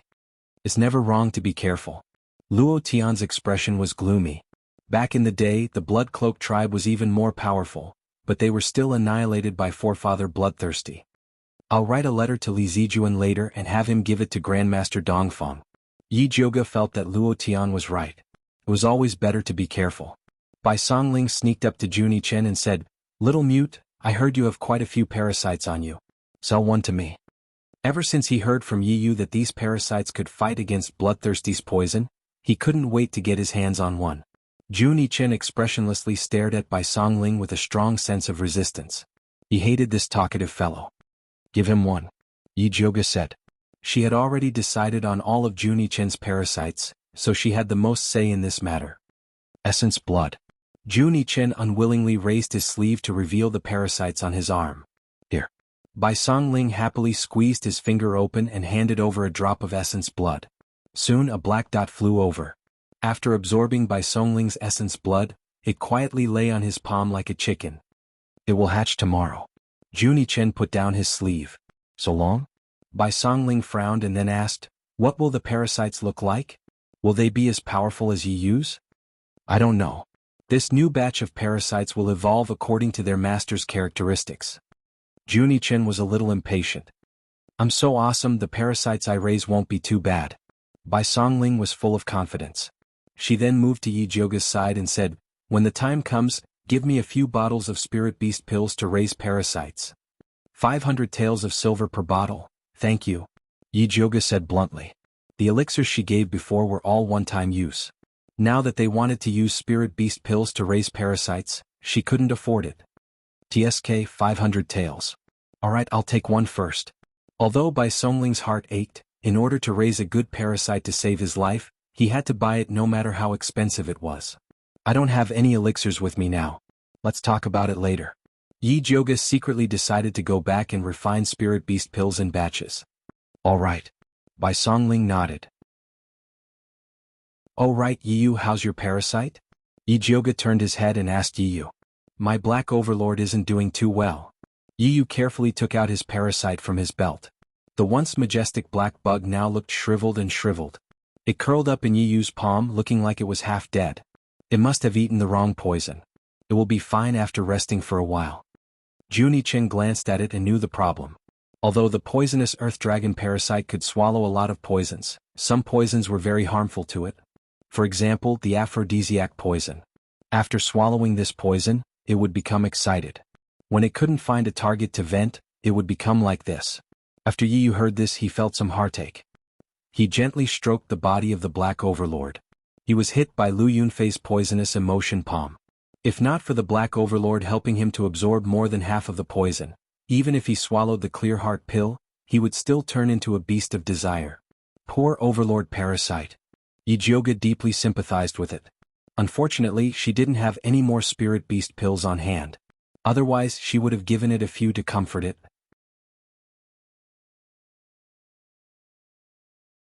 Chapter 173. The night sky was tranquil with the stars hanging high in the sky. Bai Songling yawned and asked Yi Jioga, "It's getting late, should we camp here or go somewhere else?" These rough men could lie down for the night anywhere, but Yi Jioga was still his. He was afraid that she would feel wronged. Yi Jioga thought about it and said, "Let's go back to Alchemy City. Find a way to rent a place for me tomorrow morning. I want to refine some tranquil heart pills and a few bottles of spirit beast pills." These insects needed pills to heal, so it was better for her to refine some as a backup just in case. Sure, His Highness has a secret hideout in Alchemy City. I guarantee that the Crown Prince won't be able to find out. Bai Songling couldn't help but admire Dongfang Kei's foresight. Dongfang Kei had secretly set up several strongholds in Alchemy City before the competition. Now they finally came in handy. Then let's go. Yi Jioga stood up. Luo Tian extinguished the bonfire. Yiyu dug a hole to bury the leftover rabbit skeleton. Bai Songling cleaned her precious iron bowl and put it away. There was still 2 hours until daybreak. Yi Jioga, Bai Songling, Luo Tian, and Yiyu had to disguise themselves or else they would be captured. Disguising was also a necessary skill for Yiyu. He painted his face yellow and after a few fiddles, he turned into an ordinary young man. Dressed in coarse blue clothes, he looked like a servant from a rich family. Luo Tian, on the other hand, painted his face black and pretended to be a silent guard. Bai Songling put on a slanted eyebrow and a goatee. He wore a sapphire blue robe and instantly became a rich landlord. At first, Bai Songling suggested that Yi Jioga pretend to be a landlady and become his wife, but Yi Jioga refused. She had already made up her mind. She rubbed some medicinal powder on her face and turned into a middle-aged woman with high cheekbones, a mean expression, and fine wrinkles on the corners of her mouth. "You look like Guangxi." Yiyu frowned. This face reminded him of a painful memory. "That's the effect I want." Yi Jioga did it on purpose. "That's too risky." Bai Songling also disagreed. They had to tuck their tails between their legs when they entered the city, but Yi Jioga pretended to be someone that the evil cultivator had once disguised as. Wouldn't that attract more attention? Nothing ventured, nothing gained. The best defense is offense. Yi Jioga naturally had her reasons for doing so. Now that the entire Thunder Country was against him under the influence of the Crown Prince, if she continued to hide like a turtle, she would only lose the initiative. She had to think of a way to take the initiative to attack. He might be able to catch a big fish by pretending to be Guangxi. Well, anyway, it can't be that bad. Bai Songling was also very optimistic. By the time they finished dressing up, the sky was already beginning to brighten. After the city guards opened the gate, they didn't interrogate Yi Jioga's group and directly let them into the city. The stronghold that Bai Songling mentioned was at number 17 East Main Street, next to the herb shop. At this time it was still early. There were few people on the street and only a few shops were open. The group entered the house without a hitch. It was a courtyard with 3 entrances. Although the layout was simple, It had everything that one needed. Bai Songling was about to arrange for them to rest when he suddenly thought of something and said, "My insect seems to be hatching." As he said that, he raised his arm and saw that the black dot on his hand had become much bigger. Then it moved and finally stretched out, revealing its true face. However, everyone looked at it with a strange expression. Yiyu's black overlord was ferocious and mighty, good at hiding and devouring. Luo Tian's little red was extremely fast and good at sneak attacks. Bai Songling's white insect didn't have eyes or wings. It only had an extremely big mouth and looked very ugly. Things are like people. Juni Chen nodded and said, "You talk too much, that's why you raised such a big mouth insect." Impossible. Bai Songling couldn't believe that such a handsome young talent like him would raise such an ugly insect. He couldn't accept it. Face the reality. Yi Jioga also laughed mercilessly at the side. Bai Songling stared at the big mouth insect and felt an indescribable suffocation in his heart. He could only comfort himself. Forget it, forget it. The bigger the mouth, the more it eats. In the future, it will definitely be more powerful than you guys. And I really appreciate your attitude of deceiving yourself. Yiyu said very seriously. Get lost. Bai Songling glared at Yiyu, then licked his big face and went to Yi Jioga's side and said, "Later, help me refine a few bottles of spirit beast pills. I don't believe that my big mouth will always be so ugly." He had already made up his mind to cultivate his big mouth into the world's #1 insect. As long as you can afford it, you can have as much as you want. Yi Jioga said very generously. Me too. Juni Chen's small face was stiff as if saying, "Don't forget me." "Do you have money?" Yi Jioga mercilessly attacked him. Juni Chen stared at him and said, "I'm doing things for you. Let's talk about it after it's done." Yi Jioga waved his hand and said to Luo Tian and Bai Songling, "I'll go out to buy some herbs and then go into closed-door cultivation to refine pills. Don't stay here, hurry up and investigate the whereabouts of the remaining 2 rank 2 alchemists. It would be best if you can find out the whereabouts of Guangxi. If she's fine, it would be best. Yiyu, your injury has not healed yet. Stay by my side and take care of me." "Yes." Luo Tian and Bai Songling received their task and left together. Juni Chen also followed Luo Tian and left. Yi Jioga counted the money and left the house with Yiyu, ready to buy some herbs. The originally bustling herb shop looked a little deserted today, and the shop assistants all looked listless. Yi Jioga picked the biggest herb shop and walked in. The moment the shop assistant saw her, he quickly greeted her enthusiastically. "Guest, what do you want?" "I want to buy some herbs." After Yi Jioga handed over the purchase list, she asked casually, "I see that there are very few people on the street. Is the herb business not good during this time?" "Hey, don't say it. It's all because of the evil cultivator. That evil cultivator killed many people who came to do business here. Who dares to come here now?" The shop assistant said while picking up the herbs. It said that the evil cultivator leader was killed by Master Yun's granddaughter Yi Jioga. "I don't know if it's true or not." "Of course it's true. I heard that even her father announced that he was no longer her father's daughter." Another shop assistant said. Yi Jioga didn't care about these rumors, but Yiyu's face turned cold and said, "Don't talk nonsense without evidence." The shopkeeper standing behind the counter immediately scolded the 2 shop assistants. "Have you finished picking up the herbs? You talk too much. I invited you here to work, not to gossip." The 2 shop assistants did not dare to say anything more. They quickly picked up the herbs and enthusiastically sent Yi Jioga away. Yi Jioga had just left the pharmacy with the medicine bag when Yiyu whispered behind her, "Someone is following us." Chapter 174. Who's following us? What's their cultivation level? Yi Jioga lowered his voice and asked. "Should be an advanced spiritualist. They're very cautious." Yiyu answered. If it wasn't for his natural sensitivity towards tracking, he probably wouldn't have noticed. "Let's find a chance to take him down," Yi Jioga said as she looked around. They were currently on the busiest street in the herb store. Although the evil cultivator's killing caused business to drop, there were still more people than other streets. In particular, there was a free market in front of them that sold spiritual herbs picked by the city's residents. There were quite a lot of good stuff. Many low-rank alchemists were there with their followers. It was very lively with people coming and going. Yi Jioga had an idea, so she turned around and walked towards the market. After turning left and right, she walked into a small alley. During this process, Yiyu and Yi Jioga were already separated from each other by the crowd. Yi Jioga kept walking along the dirty alley.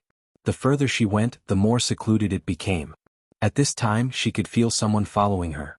The aura was very well hidden. If she didn't look carefully she wouldn't have noticed. When she reached a dead end filled with junk she turned around and asked, "Friend, why don't you come out and have a good talk?" The person didn't make a sound. The alley was dead silent. "Since you don't want to come out, don't blame me for being rude." Yijioga raised her finger and a purple lightning shot towards the pile of wood in the corner of the alley. A black figure sprang out from the pile of wood and ran out of the alley. Yi was already prepared. He came out from the shadow and raised his hand to shoot 2 gray spiritual lights to force the black figure back. The black figure landed in front of Yijioga and revealed his face. It was a young man with a very unique appearance. "It's you?" Yijioga looked at the person's braided hair and black and red robe. He remembered that the person was a rank 2 alchemist. He was a prince from a remote country in the west. He seemed to be called Yangsen. "You recognize me?" Yangsen's light brown eyes sized up the disguised Yijioga. "There are only a few rank 2 alchemists in the city. It's not strange that I recognize you. But why are you following me?" Yijioga asked with a stern face. "Because you look like a friend of mine, Guangxi. Do you recognize her?" Yangsen's attitude was calm but his tone was full of probing. "I don't. Does she look like me? If there's a chance we can get to know each other."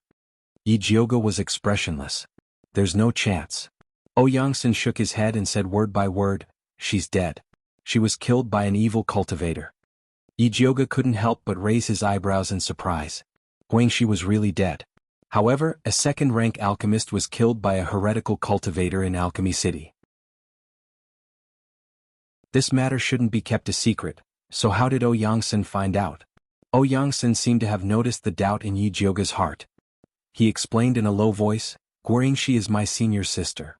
We came to Alchemy City together to participate in the competition. Senior sister Guo was killed by an evil cultivator 3 days ago. Before she died, she used a secret method to pass the news to me. I've been looking for her body but I haven't found it yet." After Yangsen finished speaking, he sized up Yijioga with a scrutinizing gaze. "I didn't kill your senior sister." Yijioga calmly said, "There is a person among the evil cultivators who is very good at disguising. He disguised himself as Guangxi and severely injured one of my subordinates. I disguised myself as Guangxi to lure that evil cultivator out." Yijioga did not say much about Yiyu. This Yangsen's appearance was too much of a coincidence. It was still unclear whether he was a friend or foe. Yangsen seemed to believe Yijioga's words. After a moment of silence he asked again, "Since you're investigating the evil cultivator, do you know the whereabouts of Yijioga? Do you also think that Yijioga is the leader of evil cultivators?" Yijioga asked. Yangsen was silent for a moment before saying, "If she's the head of the evil cultivators she won't be able to escape Grandmaster Dongfang's eyes." Yangsen was also very sensitive to the aura of evil cultivators. "That's right, Yijioga is only a scapegoat. The real evil cultivators are from the bloodthirsty sect. They are still running rampant in Alchemy City. If we don't catch them soon, more spirit cultivators will be harmed in the future. To be honest, you were too rash this time. If I was the evil cultivator disguised as Guangxi, you would already be dead." Yijioga disagreed with Yangsen. "I have my own way of identifying evil cultivators. In fact, I've already seen the evil cultivator who disguised himself as senior sister." Yangsen's words were shocking. If he was sure that Yijioga wasn't a heretical cultivator, he wouldn't have dared to follow him. Yijioga's eyes lit up and immediately asked, "Where is that evil cultivator?" "In a tavern on the Western Street. I often went there to drink during that period of time.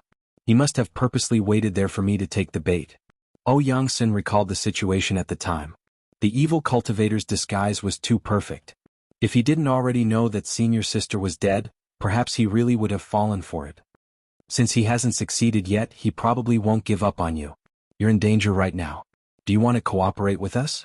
Yijioga acted like he was trying to kidnap Little Red Riding Hood. "Are you sure you can deal with those evil cultivators?" Yangsen didn't believe him. Although he really wanted to avenge his senior sister, he didn't want to throw his life away. Yijioga calmly said, "You have no other choice." Of course she was confident in dealing with heretical cultivators. However, she and Yangsen were still testing each other, so there was no need to tell him her trump card. Yangsen's expression constantly changed. It was clear that he was struggling inside. He knew very well that he was being targeted by heretical cultivators. He would have to face them sooner or later. Senior Sister Guo's cultivation was higher than his, but she still died in the hands of a heretical cultivator.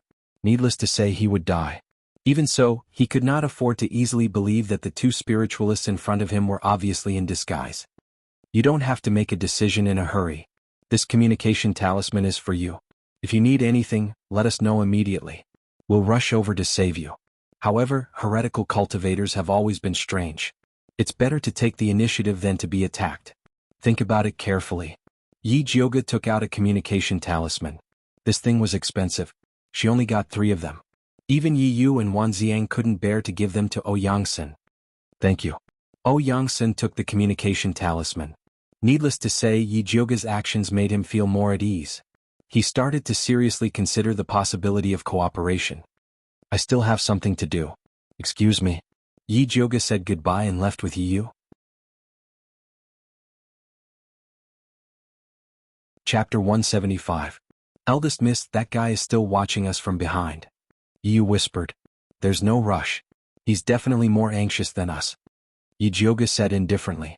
If she acted like she wanted Ouyang-sen no matter what, she was afraid that he would still act arrogant. She had to act like she didn't care about anything. Only then would he seriously consider the cooperation. How about I go watch him? Yi was a little worried. There were only 2 second-rank alchemists left in the city. If Ouyang-sen was also killed, it would be even more difficult for them in the future. That's fine, but you have to be careful. If you meet Lu Yunfei again, take more pills. Big sis doesn't have anything, but I have a lot of pills. Yi Jioga stuffed a few bottles of Clear Heart pills and Passion Fire pills into Yi Yu's hands. In fact, Yi Yu's stealth was very good. It was just that Lu Yunfei's charm technique was too strong. A hot-blooded young man like him was easily affected by her. Yi Yu awkwardly took the pills. Previously, he was a little distressed about the pills. He wouldn't use them unless it was absolutely necessary. If he could take a few in advance, he wouldn't be so easily bewitched by Lu Yunfei's charm technique. After Yi Jioga and Yi Yu separated, they took a few more turns and changed their clothes again before returning to the stronghold. They found that Luo Tian and Juni Chen were already back. Eldest Miss, were you being followed? Luo Tian saw Yi Jioga change into a yellow dress and dressed like a naive young girl. He guessed that something must have happened. Yes, I was followed on the way. How about you guys? How's the mission? Yi Jioga asked. We went to the alchemy tower and only saw that martial artist Xiong Yunhu. We didn't see that Ouyang-sen. I heard that he went out for a drink. We also found news about Guangxi. I heard that after the competition she left the alchemy tower to pick herbs in the mountains. She came back a while ago and went out again. Based on the time she came back, it should be to set up a trap for Yi Yu. Luo Tian explained his investigation in detail. That Xiong Yunhu looks like a bear, but he's very afraid of death. He cried and screamed for the people of Alchemy City to protect him. He even insisted on staying in Dongfang Yao's private residence. If they didn't let him, he would roll around shamelessly, sneered Juni Chen. There's such a thing? Yi Jioga's impression of Xiong Yunhu was that he looked mighty and extraordinary. He didn't look like a coward. That's true. He even wanted to cause trouble with Ouyang-sen, but Ouyang-sen ignored him. Luo Tian nodded and said, I heard that Ouyang-sen has been very depressed recently, and often goes to the tavern to drink. Although evil cultivators were rampant in Alchemy City and the situation was tense, most of the spiritualists who were killed outside the city, so no one dared to leave the city. I see. By the way, where is Bai Songling? Isn't she with you? Yi Jioga asked again. She planned to tell Bai Songling about Ouyang-sen after she returned, lest she had to repeat it twice. He followed us to the medicine refinement tower for a spin, then said that he was going to look for Wan Ziang. Although Luo Tian hadn't seen Wan Ziang before, he had heard of him from his young mistress. It was said that Wan Ziang was more reliable than the blabbermouth Bai Songling. His cultivation was profound and he was a strict person. Just as Luo Tian finished speaking, Bai Songling pushed open the door and walked in. Behind him was a dignified old man with white hair on his temples. Luo Tian and Juni Chen looked at the unfamiliar old man with vigilance. Yi Jioga also looked at the old man in confusion and asked, Big brother Bai, who is this uncle? She had seen all of Bai Songling's people in Alchemy City, but this imposing old man wasn't among them. Ah, even the eldest miss didn't recognize you. Wan Ziang, your disguise technique has improved. Bai Songling laughed and patted the old man's shoulder. The old man wiped his face with his hand, revealing a handsome face that seemed to have been carved by a knife. It was Wan Ziang. Big brother Wan, why are you here? Yi Jiuge was pleasantly surprised. She thought that Wan Ziang was being watched too closely by the crown prince and couldn't come out. I found a body double. Wan Ziang gave a simple explanation. He had been in the justice ministry for so long and learned many tricks from all walks of life. He didn't bother using them in the past, but he couldn't care less at this critical moment. Yi Jiuge asked, "How is my little sister?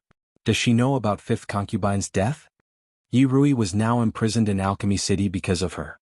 She didn't even get to see fifth concubine one last time, so she felt a bit guilty. Fourth, Miss Yi and your maids are under Li Zijuan's protection.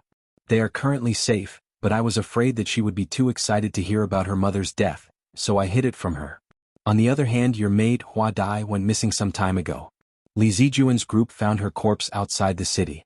Just like Gong Hongyu, she was skinned and had her blood sucked out. I saw her corpse and it didn't look like she had just died. It was more like she had been dead for a while. Wan Ziang spoke in a grave tone.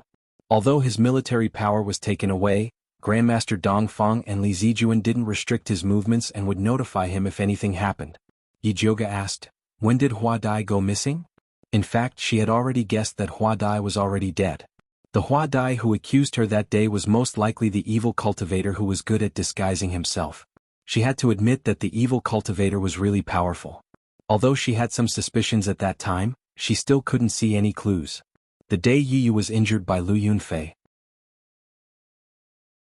Wan Ziang's words confirmed Yi Jiuge's speculation. She told him about seeing Yangsen in the medicine shop and finally said, "According to the current situation, the evil cultivator should have pretended to be Hua Dai to accuse me, then pretended to be Guangxi to lure Yi Yu into the trap, and now he wants to harm Yangsen. That Yangsen really doesn't know what's good for him.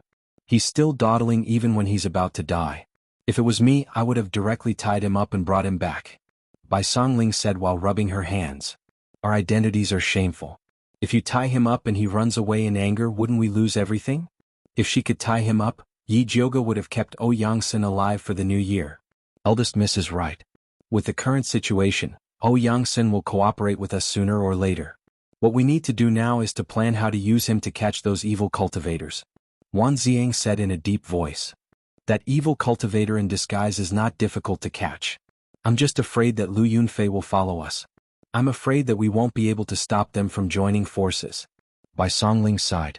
If they were in Shangjing, he would have directly asked Dongfang Ke for a few dozen martial artists to kill those evil cultivators. However, they were now the scapegoat and had to sneak in and out. If they mobilized a large number of people before Lu Yunfei could make a move, the Crown Prince could lead a team to destroy them.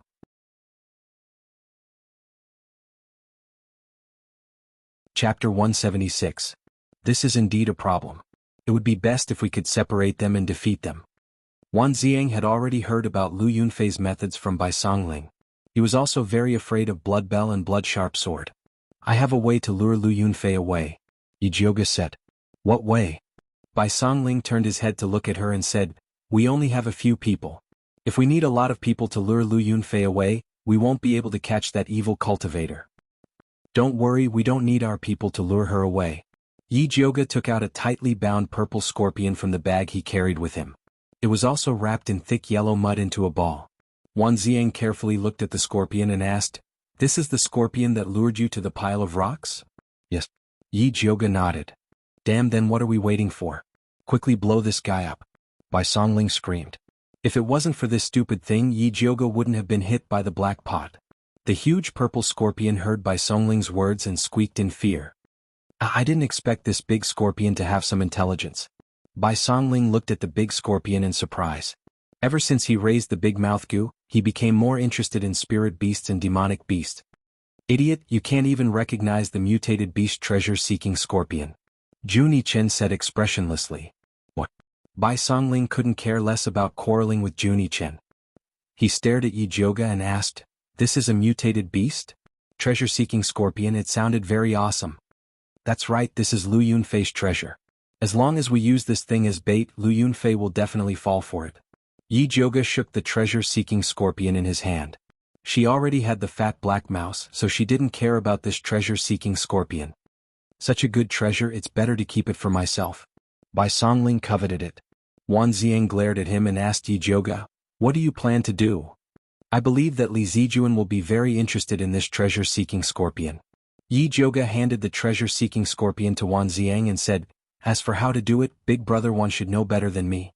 The yellow mud on the scorpion's body is mixed with an aura-concealing medicinal liquid.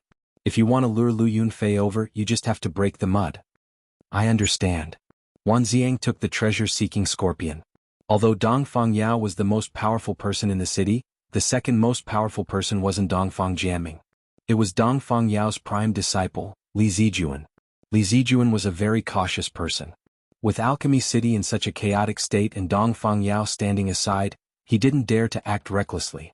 Everything he did was for the sake of safety, so he focused all of his efforts on stabilizing the city. Although they wouldn't make any mistakes this way, it wouldn't be of much use in capturing evil cultivators. However, Li Zijuan hated heretic cultivators very much. If he knew that this treasure-seeking scorpion belonged to a heretic cultivator, he would definitely be willing to help Lu Yunfei. After all, a mutated beast like the treasure-seeking scorpion was also a treasure to a spirit alchemist. Whether it was used to find special spirit herbs or to kill it for alchemy, it would be great. Yi Jioga stood up and said, "All right, I'll leave the matter of capturing the disguised heretic cultivator to you guys. I'll go and refine some pills." Wan Ziang, Bai Songling, Luo Tian, and Juni Chen weren't mediocre people. With O Yangsen's trap and the treasure that lured Lu Yunfei away, it was more than enough to plan an encirclement. There was no need for her to participate. It was more practical for her to refine more tranquil heart pills and spirit beast pills. "Go." Bai Songling and Juni Chen spoke in unison. They glanced at each other and snorted at the same time before looking away. They both wanted to use spirit beast pills to raise Gu, but Yi Jioga couldn't refine a lot this time. If they wanted to get more spirit beast pills from Yi Jioga, they had to perform well. The two immediately ignited their battle spirits and swore to take down the disguised heretic cultivator. Yi Jioga went into seclusion for 2 days and 2 nights and refined a total of 38 bottles of tranquil heart pills and 16 bottles of tranquil heart pills. As for the emotionless fire pill, spirit recovery pill, and chi replenishing pill, she also refined some of them. When she opened the door and walked out, her legs were soft and her body looked like it had been hollowed out. "Eldest miss, are you all right?" Luo Tian looked at the bruises under Yi Jioga's eyes. It was as if she had been punched twice. Even her snow-white skin couldn't hide her exhaustion. He sighed in his heart. He didn't expect that Yi Jioga, who looked so fairy-like and delicate, would be quite terrifying when she fought with all her might. If he followed such a talented and hard-working person, he wouldn't be any worse off in the future. "I'm fine. How's O Yangsen?" Yi Jioga felt that 2 days was enough for O Yangsen to think. If he still didn't agree, then he shouldn't blame her for using violence. O Yangsen already sent a message yesterday. He agreed to cooperate with us to lure the heretic cultivator. Luo Tian said. "Then what do you plan to do? Is the plan ready?" Yi Jioga had been busy refining pills for the past few days and didn't have time to participate in their discussion. "It's all ready. We plan to let O Yangsen leave the city and pretend to escape. Then we'll set up an ambush outside the city. Wan Ziang has also prepared everything. We're just waiting for you," Luo Tian said. Although Yi Jioga wasn't present when the plan was made, she was the most important spiritual leader of this small group. Without her, Bai Songling and Juni Chen would be able to turn the sky upside down. "What about Yi Yu? He's with O Yangsen. Did he meet Lu Yunfei?" Yi Jioga asked again. "No. Recently the city has been very strict. All the patrolling spiritualists are equipped with evil energy testing tools. She doesn't dare to act rashly." Luo Tian shook his head. "Give this bottle of pills to O Yangsen. We'll move tomorrow." Yi Jioga took out a bottle of clear heart pills.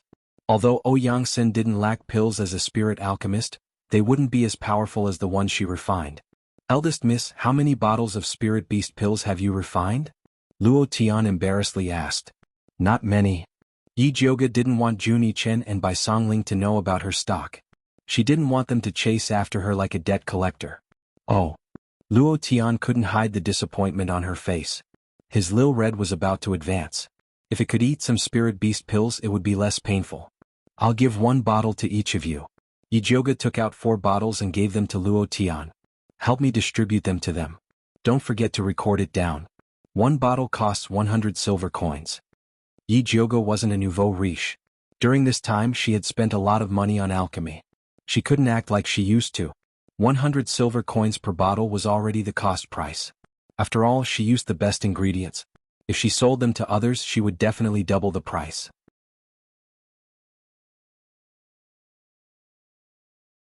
Chapter 177.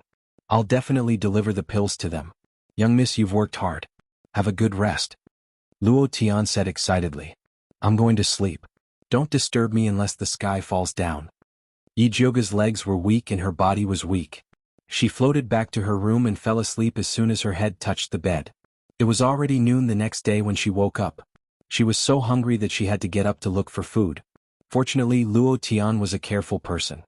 He had been cooking congee in the kitchen and immediately brought it up when she woke up. He didn't forget to add 2 spicy and sour side dishes. Yi Jioga didn't care about being reserved and gulped down 2 bowls of congee. Only then did she have the strength to speak. Where are the others?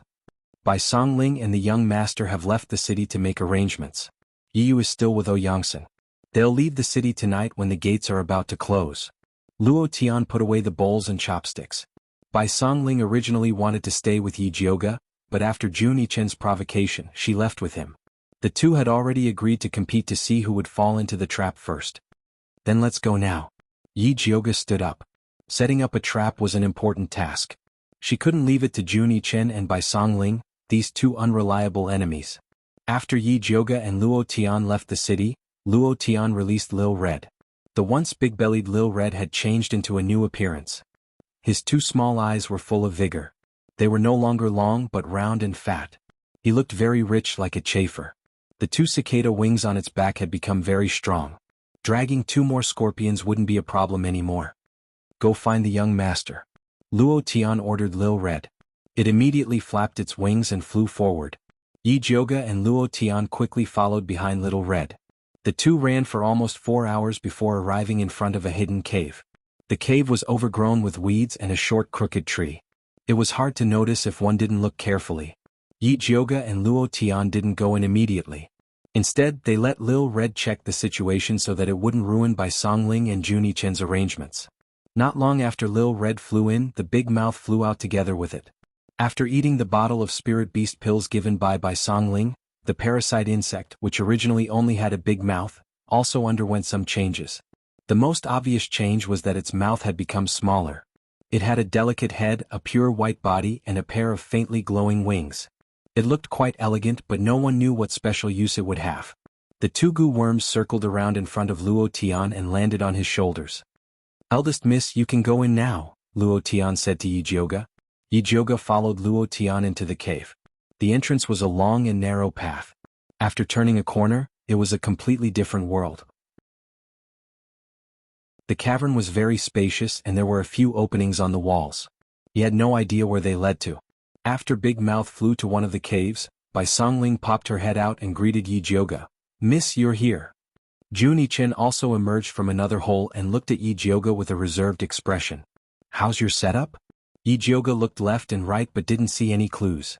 Almost done. I guarantee that the bloodthirsty sect's evil cultivators won't be able to return, Bai Songling said proudly.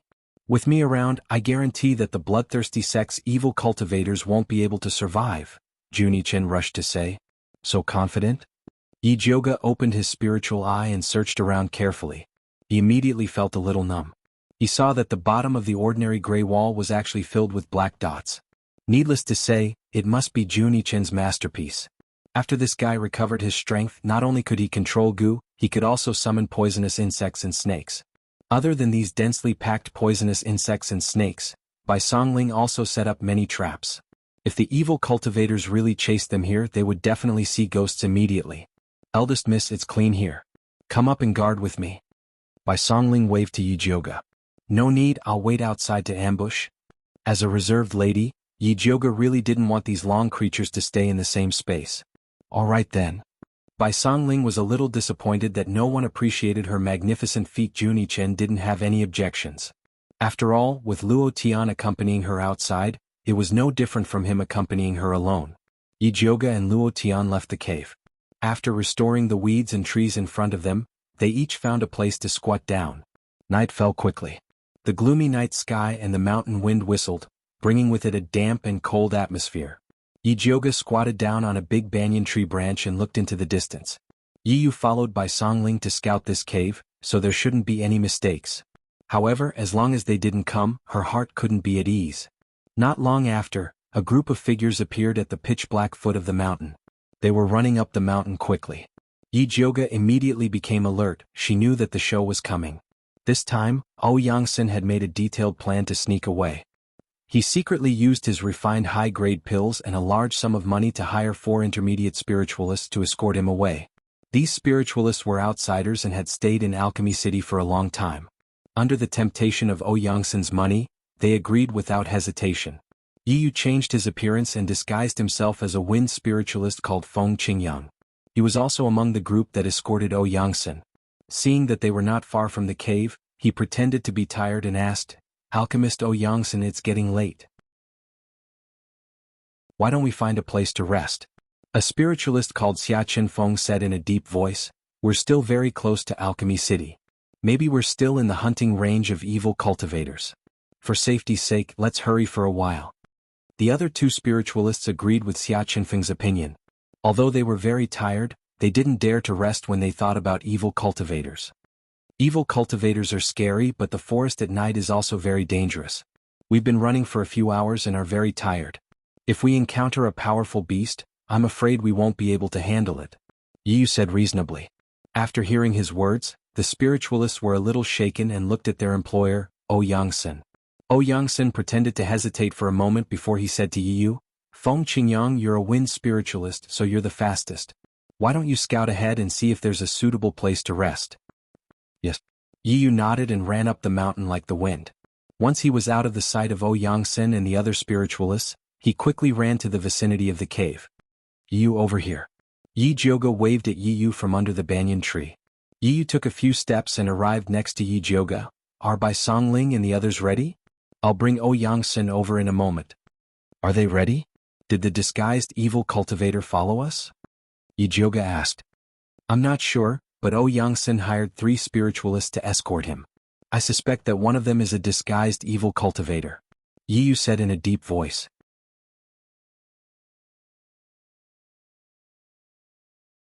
Chapter 178. Who are the spiritualists that Yangsen invited? Do you have a target in mind? Yi Jioga asked. If they could confirm the identity of the disguised evil cultivator, they would have more confidence in taking action. Yangsen invited 3 spiritualists. One is called Hu Lin, an intermediate water spiritualist. He talks a lot and is a fence-sitter. One is called Jiang Xingjie, an intermediate wood spiritualist. He looks simple and honest and doesn't talk much. The last one is called Xia Qinfeng, an advanced earth spiritualist. He always wanted to change routes. I think he sensed something. I suspect that Xia Qinfeng is the culprit, but I don't have any solid evidence yet. Yi had been following Yangsen for a while and had investigated these spiritualists. Although there was no problem with the identity of these spiritualists, his intuition told him that the disguised evil cultivator was among them. We'll know after we capture them, Yi Jioga said. As long as she had time to observe carefully, she was confident that she could find the culprit. Okay, I'll lure them over now. Yi jumped down the tree and quickly returned to Yangsen's side. How is it? Did you find the place? Yangsen pretended to be tired. In fact, he was very tired. Spirit alchemists were very respected in Kanglan continent. Both the righteous and evil paths would treat them with respect. He was usually obsessed with alchemy and rarely went out. During this period of time he was scared. After rushing for such a long time he was exhausted. I found a hidden cave ahead. It's very suitable for lodging, Yi said calmly. Yangsen didn't wait for the other spiritualists to speak and directly said, Then let's go take a look. Yi brought Yangsen and the others to the cave. Just as they were about to enter, Xia Qinfeng stopped and doubtfully said, Brother Feng, have you checked this cave? I just went in and took a look. I didn't find anything unusual. Yi shook his head and said, Even if there is a demonic beast inside, can't we 5 spiritualists take it down? Brother Feng is right. If we can't even take down a demonic beast, we can forget about passing through the forest. Yangsen showed a very dissatisfied look. He had spent so much money to hire someone to escort him, but in the end the guard was afraid of death and was overcautious. No matter which employer it was, they would not be satisfied. I just think it's better to be careful. Since Brother Feng is so sure, then just pretend I didn't say anything, Xia Qinfeng said with a straight face. Let's go in. Yi lit a torch and walked into the cave first. Yangsen and the others also walked in. Xia Chenfeng carefully searched the cave once. Seeing that the inside was empty but there were many holes above, he immediately said with some dissatisfaction, "Brother Feng, do you know where these holes lead to?" "It's just a few empty holes. If Brother Xia is afraid you can just seal them up." Yi Yu swept a clean spot on the ground and called Ouyang-sen over to sit. Ouyang-sen sat down next to Yi Yu, then raised his head and said to Xia Chenfeng, "Xia Chenfeng, aren't you an earth-type spiritualist? Sealing a few holes shouldn't be a difficult task for you, right?" Hu Lin and Jiang Xingjie also sat down, looking like they didn't want to leave. Xia Chenfeng had no choice but to use his earth-type spirit energy to build 3 yellow walls to seal the holes. After finishing he was a bit tired but he didn't want to sit with the others. He found a quiet corner and took out his dry food and water bottle to eat. "Alchemist Ouyang, come have some water." Hu Lin attentively handed over his water bottle. "No need, I have my own." Ouyang-sen took off the water bottle on his waist and politely refused Hu Lin. Before he came here, Yi Yu had already warned him that there might be a disguised evil cultivator among the 3 guards, so he must not get too close to them, let alone eat anything they gave him. Hu Lin didn't feel embarrassed after being refused and continued to smile. He continued to talk to Ouyang-sen. "Alchemist Ouyang, have you thought about where to go after leaving Alchemy City? I've been out for so long I really want to go home." Ouyang-sen said with a normal expression. He only asked Hu Lin and the others to escort him to the capital and he would walk the rest of the way. "Sigh, Alchemist Ouyang is quite unlucky. You traveled thousands of miles to participate in the competition, only to encounter something like this. If it weren't for the evil cultivators, it wouldn't have been difficult for you to win the competition." Hu Lin flattered. "Sigh, it's good enough that I'm still alive. I don't dare to think about the competition." Ouyang-sen bitterly smiled. Hu Lin patted his thin chest and said, "Alchemist Ouyang, don't be afraid. With us here we will definitely protect you." Hu Lin was small and didn't have much offensive power, so he had always been doing poorly. It was rare for him to have a second-rank alchemist by his side. He really wanted to hug Ouyang-sen's thigh and call him father. Xia Chenfeng held the water bottle and sneered. He didn't hide his disdain for Hu Lin at all. "The one with the surname Xia, I've tolerated you for a long time. Alchemist Ouyang invited you here to be his bodyguard, not to be his boss. Were you acting weird all day? Brother Feng found such a good place, yet you're still so picky. What's the meaning of this?" Hu Lin shouted at Xia Chenfeng in dissatisfaction. "Surnamed Feng doesn't even say anything. What are you pretending to be?" Xia Chenfeng put down the water bottle and sneered. "You." Hu Lin was so angry that he was trembling. However, Xia Chenfeng was a small realm higher than him, so he was no match for him. Hu Lin looked at Yi Yu wanting to find help. However, he saw that Yi Yu was resting with his eyes closed, as if he didn't want to cause trouble. "Coward." Hu Lin scolded in his heart and went to win over Jiang Xingjie. "Brother Jiang, don't always look like a taciturn gourd. Otherwise you won't even know when people come knocking." Hearing this, Jiang Xingjie just laughed and continued to collect firewood. Soon he set up a bonfire rack. It was humid deep in the mountains at night, and it got colder as the night went on.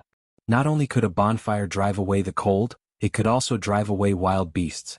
Therefore the others were happy to see him start a fire. Seeing that 1 or 2 people ignored him, Hu Lin felt that there was no point in it, so he obediently shut up. Although Yi Yu was resting with his eyes closed, his ears were eavesdropping on the movements around him. Originally he had some doubts about Xia Chenfeng. However, with Hu Lin trying to sow discord, he couldn't make up his mind. At this time, Jiang Xingjie's bonfire was already built. He took out a flint from his bag and knocked out a string of sparks, successfully igniting the bonfire. The moment the warm bonfire was lit, a strange pungent smell and smoke filled the air. Yi Yu suddenly opened his eyes, but found that his body was weak and he couldn't move.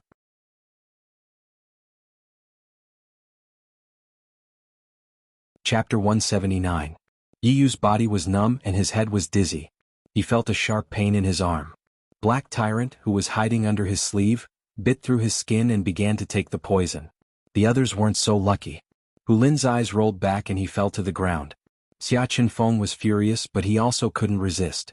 Ouyang-sen was a bit better and still had the strength to point at Jiang Xingjie, who was squatting by the fire, and scolded, "Who are you? Why are you plotting against us?" "Ah, who do you think I am?" Jiang Xingjie's honest face twisted under the light of the fire.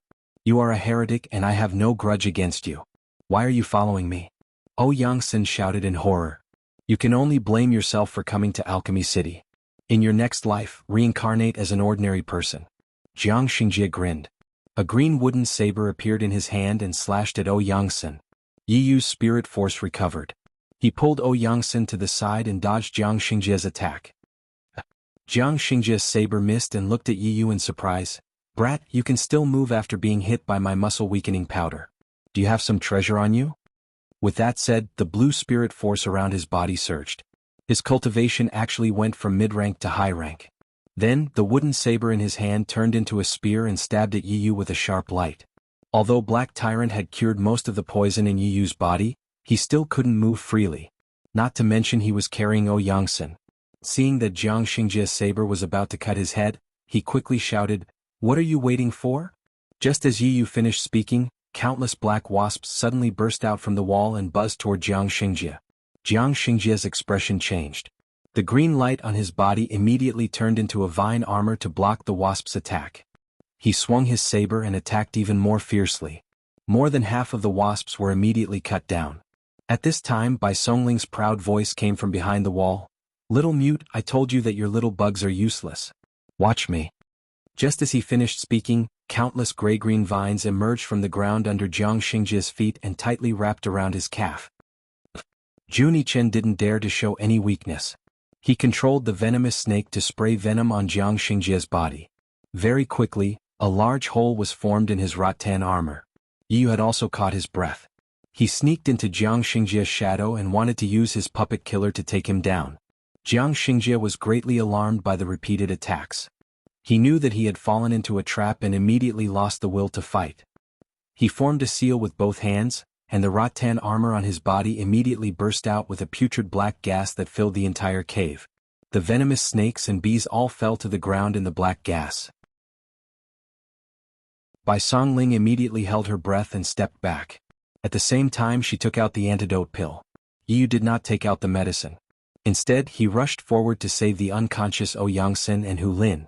Seeing this, Bai Songling cursed inwardly and turned to save Xia Qinfeng, who was closest to him. If they were poisoned, they would have the help of the poisonous earth dragon Gu. If these three people were poisoned, they would die immediately. At this time, Bai Songling's big mouth Gu flapped its wings and flew out. Her small mouth suddenly widened several times, and in one breath, she inhaled the poisonous smoke into her stomach.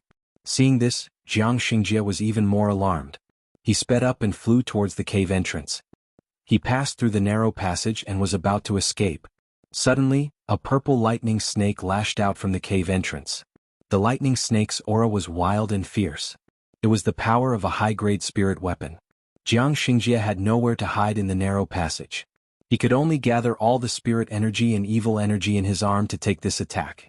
Boom! The purple lightning snake landed on Jiang Xingjie's arm, and several green and black evil energy splattered out. Jiang Xingjie felt like he was hit by a running bull demon. His arm was in so much pain that it felt like it was about to break. His internal organs were also seriously injured. He opened his mouth and vomited blood. His body could not help but fly back into the cave. Yi Yu and Bai Songling had already saved Yangsen and the other two and placed them in the empty passage. They immediately freed up their hands to deal with Jiang Xingjie.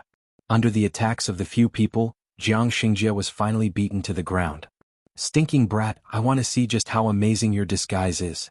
Bai Songling roughly reached out to pull Jiang Xingjie's face in an attempt to find any traces of his disguise. Unfortunately, even after pulling Jiang Xingjie's face until it turned red, he could not find any flaws. "Three heroes, please let me go. I shouldn't have been possessed and tried to steal Pill Master Ouyang's pills and silver." Jiang Xingjie cried and begged for mercy. "Is that so? I thought you wanted to skin him, pull out his bones, and dig out his spirit root to show respect to your ancestor?" Yi Jioga sneered and walked in front of Jiang Xingjie. "I don't know what you're talking about. I just wanted to knock you out and steal some things." Jiang Xingjie returned to his previous honest appearance. "Alright, stop pretending. We all know that you were sent by the bloodthirsty sect and that you're the best at disguising yourself. How many people did you bring who were your accomplices, and why did the bloodthirsty sect's ancestors send you all to Alchemy City? If you tell us the truth, I'll give you a quick death." Bai Songling viciously said. "I really don't know any bloodthirsty sect's ancestor. I'm just an ordinary wood spiritualist. I don't know any heretical cultivators." Jiang Xingjie cried like a coward. If it wasn't for the evil energy he released to save his life, they would have truly thought that they caught the wrong person. Stinking brat, you're still so stubborn even in the face of death. If you say you're not a heretical cultivator, then what was that black energy you released just now? Was it your dog fart? Bai Songling cursed. Brother Bai, there's no need to waste your breath on him. Cripple his arms and legs first, then slowly interrogate him. Luo Tian looked at Jiang Xingjie as if he was looking at a dead man. Their blood-cloaked tribe was exterminated by the bloodthirsty sect's ancestor, so he hated the bloodthirsty sect to the bone. Without another word, he lifted his foot and broke Jiang Xingjie's arms and legs. Jiang Xingjie lay on the ground with his arms and legs twisted unnaturally. Even though he was sweating from the pain, he would never admit that he was a heretical cultivator. Yi Yu frowned deeply. He originally thought that he would be able to clear Yi Jiuge's name after catching him, but he didn't expect to run into such a stubborn person. Why don't we hand him over to Li Zijuan? They have an artifact that can detect evil energy, so they might have a way to deal with him. Bai Songling had no other choice. It's useless. Jiang Xingjie has always been staying in an inn not far from the alchemy tower. The training soldiers have also checked there several times, but they didn't find out that he's a heretical cultivator. Yi Yu didn't find anything strange about Jiang Xingjie along the way, so he didn't believe that Li Zijuan could find anything.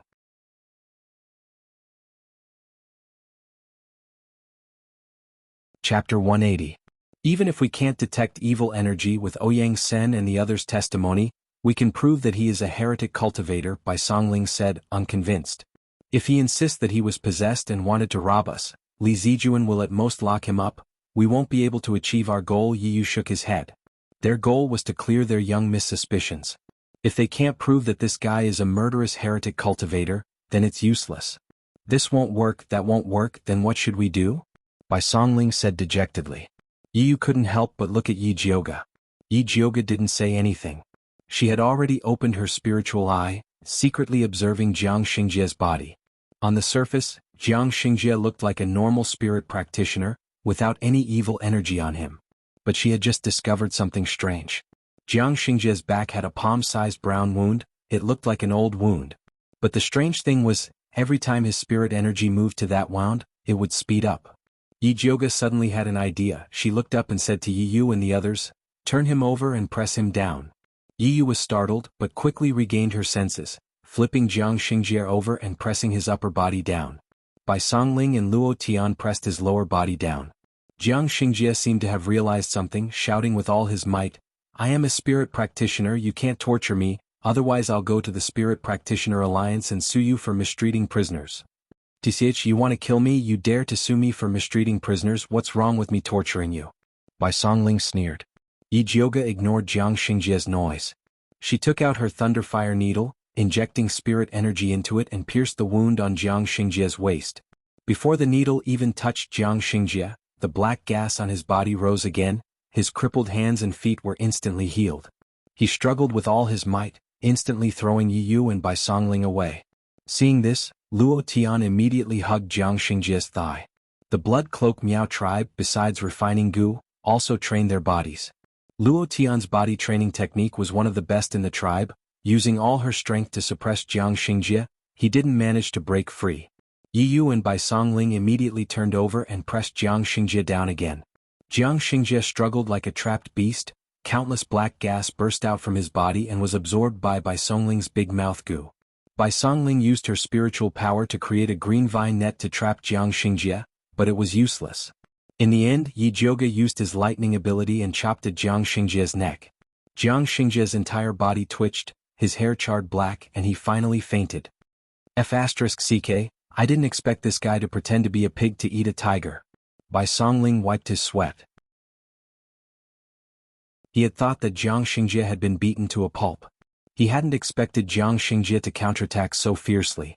If not for Luo Tian holding him down, he might have really escaped. Why did this guy suddenly go crazy?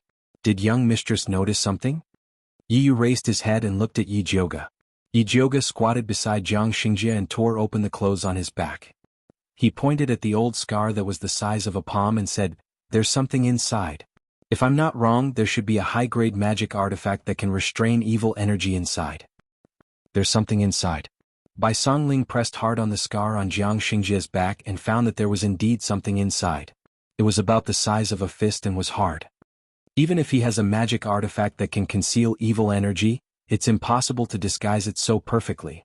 Yi Yu couldn't understand this point. Although he was also an expert in disguise, even if he wore a human skin mask, there would still be traces. But Jiang Xingjie didn't have any traces at all. I remember that water and wood dual attribute spiritualists can practice a technique called flesh regrowth technique.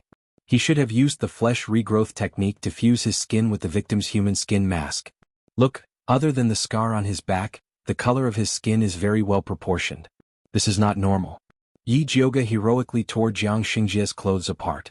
Yi Yu, Bai Songling and the others were speechless. But Luo Tian didn't care. Their Miao tribe girls were much more valiant than Yi Jiuge. Taking off a man's clothes was really nothing. He carefully observed Jiang Xingjie's exposed naked skin and found that it was well proportioned as if it had been dyed. Although spiritualists weren't afraid of heat or cold, the exposed skin outside the clothes was always a little different from other parts of the body. Especially the huge difference between men's skin, it was really strange. I've heard of the flesh regrowth technique before, but this technique can only regenerate the skin. It's usually used by women to maintain their skin. I didn't expect this guy to be able to combine it with the disguise technique. Bai Songling admired Jiang Xingjie's creativity. No matter what, we've finally caught this evil cultivator in disguise. Once we send him to Li Zijuan, we'll be able to clear the suspicion of eldest Mississippi. Yi Yu heaved a sigh of relief. Finally, his efforts were not in vain. That's right. Bai Songling said while reaching out to touch Jiang Xingjie's skin. What are you touching? Ju Nichen, who had been silent all this while, narrowed his eyes and looked at Bai Songling's claws that were reaching for Jiang Xingjie's lower body in confusion. I'm looking for the position where he fused with the human skin. No matter how magical this flesh regrowth technique is, it can't be made out of nothing. Bai Songling said confidently. As a wood spirit practitioner, he was also very curious about this kind of technique. Yi Jiuge watched Bai Songling examine Jiang Xingjie with great interest. He even suggested very kindly, "Why don't you take off his pants and have a look? I think the place where he used the flesh regrowth technique should be the place that no one wants to see." Bai Songling's face suddenly froze. It was a great shame for him to touch a man's crotch. Haven't you been a coroner before? Just pretend that you're doing an autopsy. Yi Jiuge persuaded with a smile. Bai Songling's face twitched. He gritted his teeth and said, "Okay, I'll pretend that I'm doing an autopsy, but you're not allowed to see it. Eldest miss, you're also tired. Do you want to take a rest?" Yi Yu asked implicitly. Yi Jiuge was like a fairy in his heart. He shouldn't let such a wretched scene stain his eyes. Yi Jiuge turned around with regret. He thought to himself, these guys are really conservative. Back when I was practicing medicine, the chickens I touched were better than the ones you've seen. Bai Songling made up his mind and took off Jiang Xingjie's pants. He found that the fusion point of the flesh regrowth technique was indeed the man's indescribable place. No wonder we couldn't find it. This guy is really good at choosing the place. Bai Songling said in disdain. He took out a small storage bag from Jiang Xingjie's crotch. It was the size of a palm and dark red in color. It didn't look eye-catching at all, but it was undoubtedly a storage bag that couldn't be bought with 10,000 gold.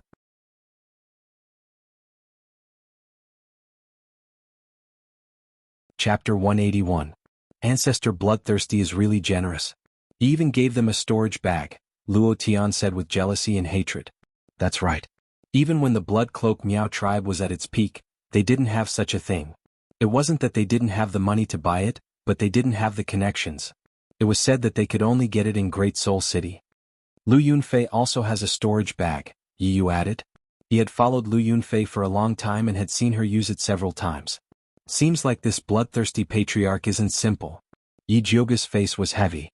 To be able to give his subordinates storage bags, besides being rich, bloodthirsty patriarch should have some connections. Who cares if he's simple or not, as long as he's on the Spiritualist Alliance's wanted list, he will die. Bai Songling said as he violently erased Jiang Xingjie's mark in the Qingquan bag and poured out the things inside. Human skin. Piles and piles of human skin.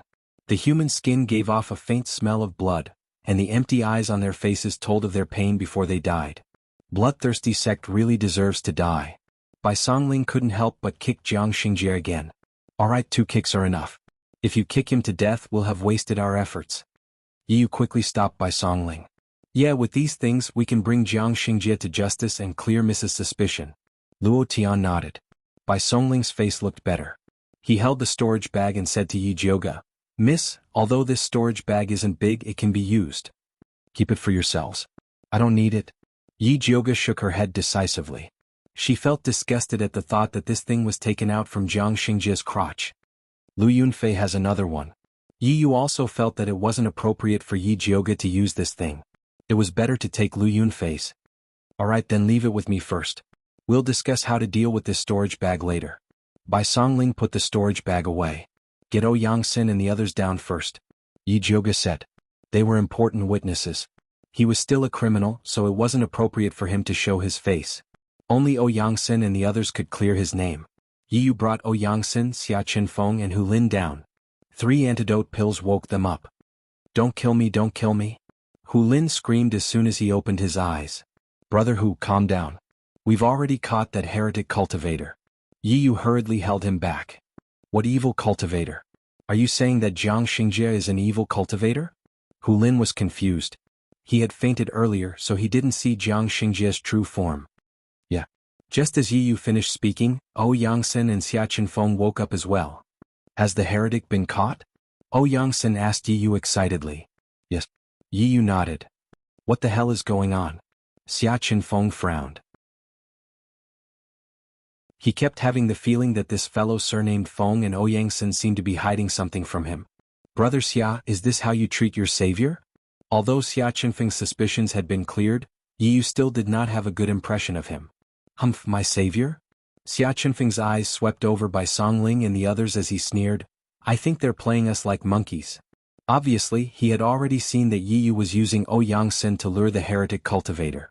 Heretic cultivators are treacherous and everyone has the right to punish them. "Brother Xia, you don't have to be so calculative.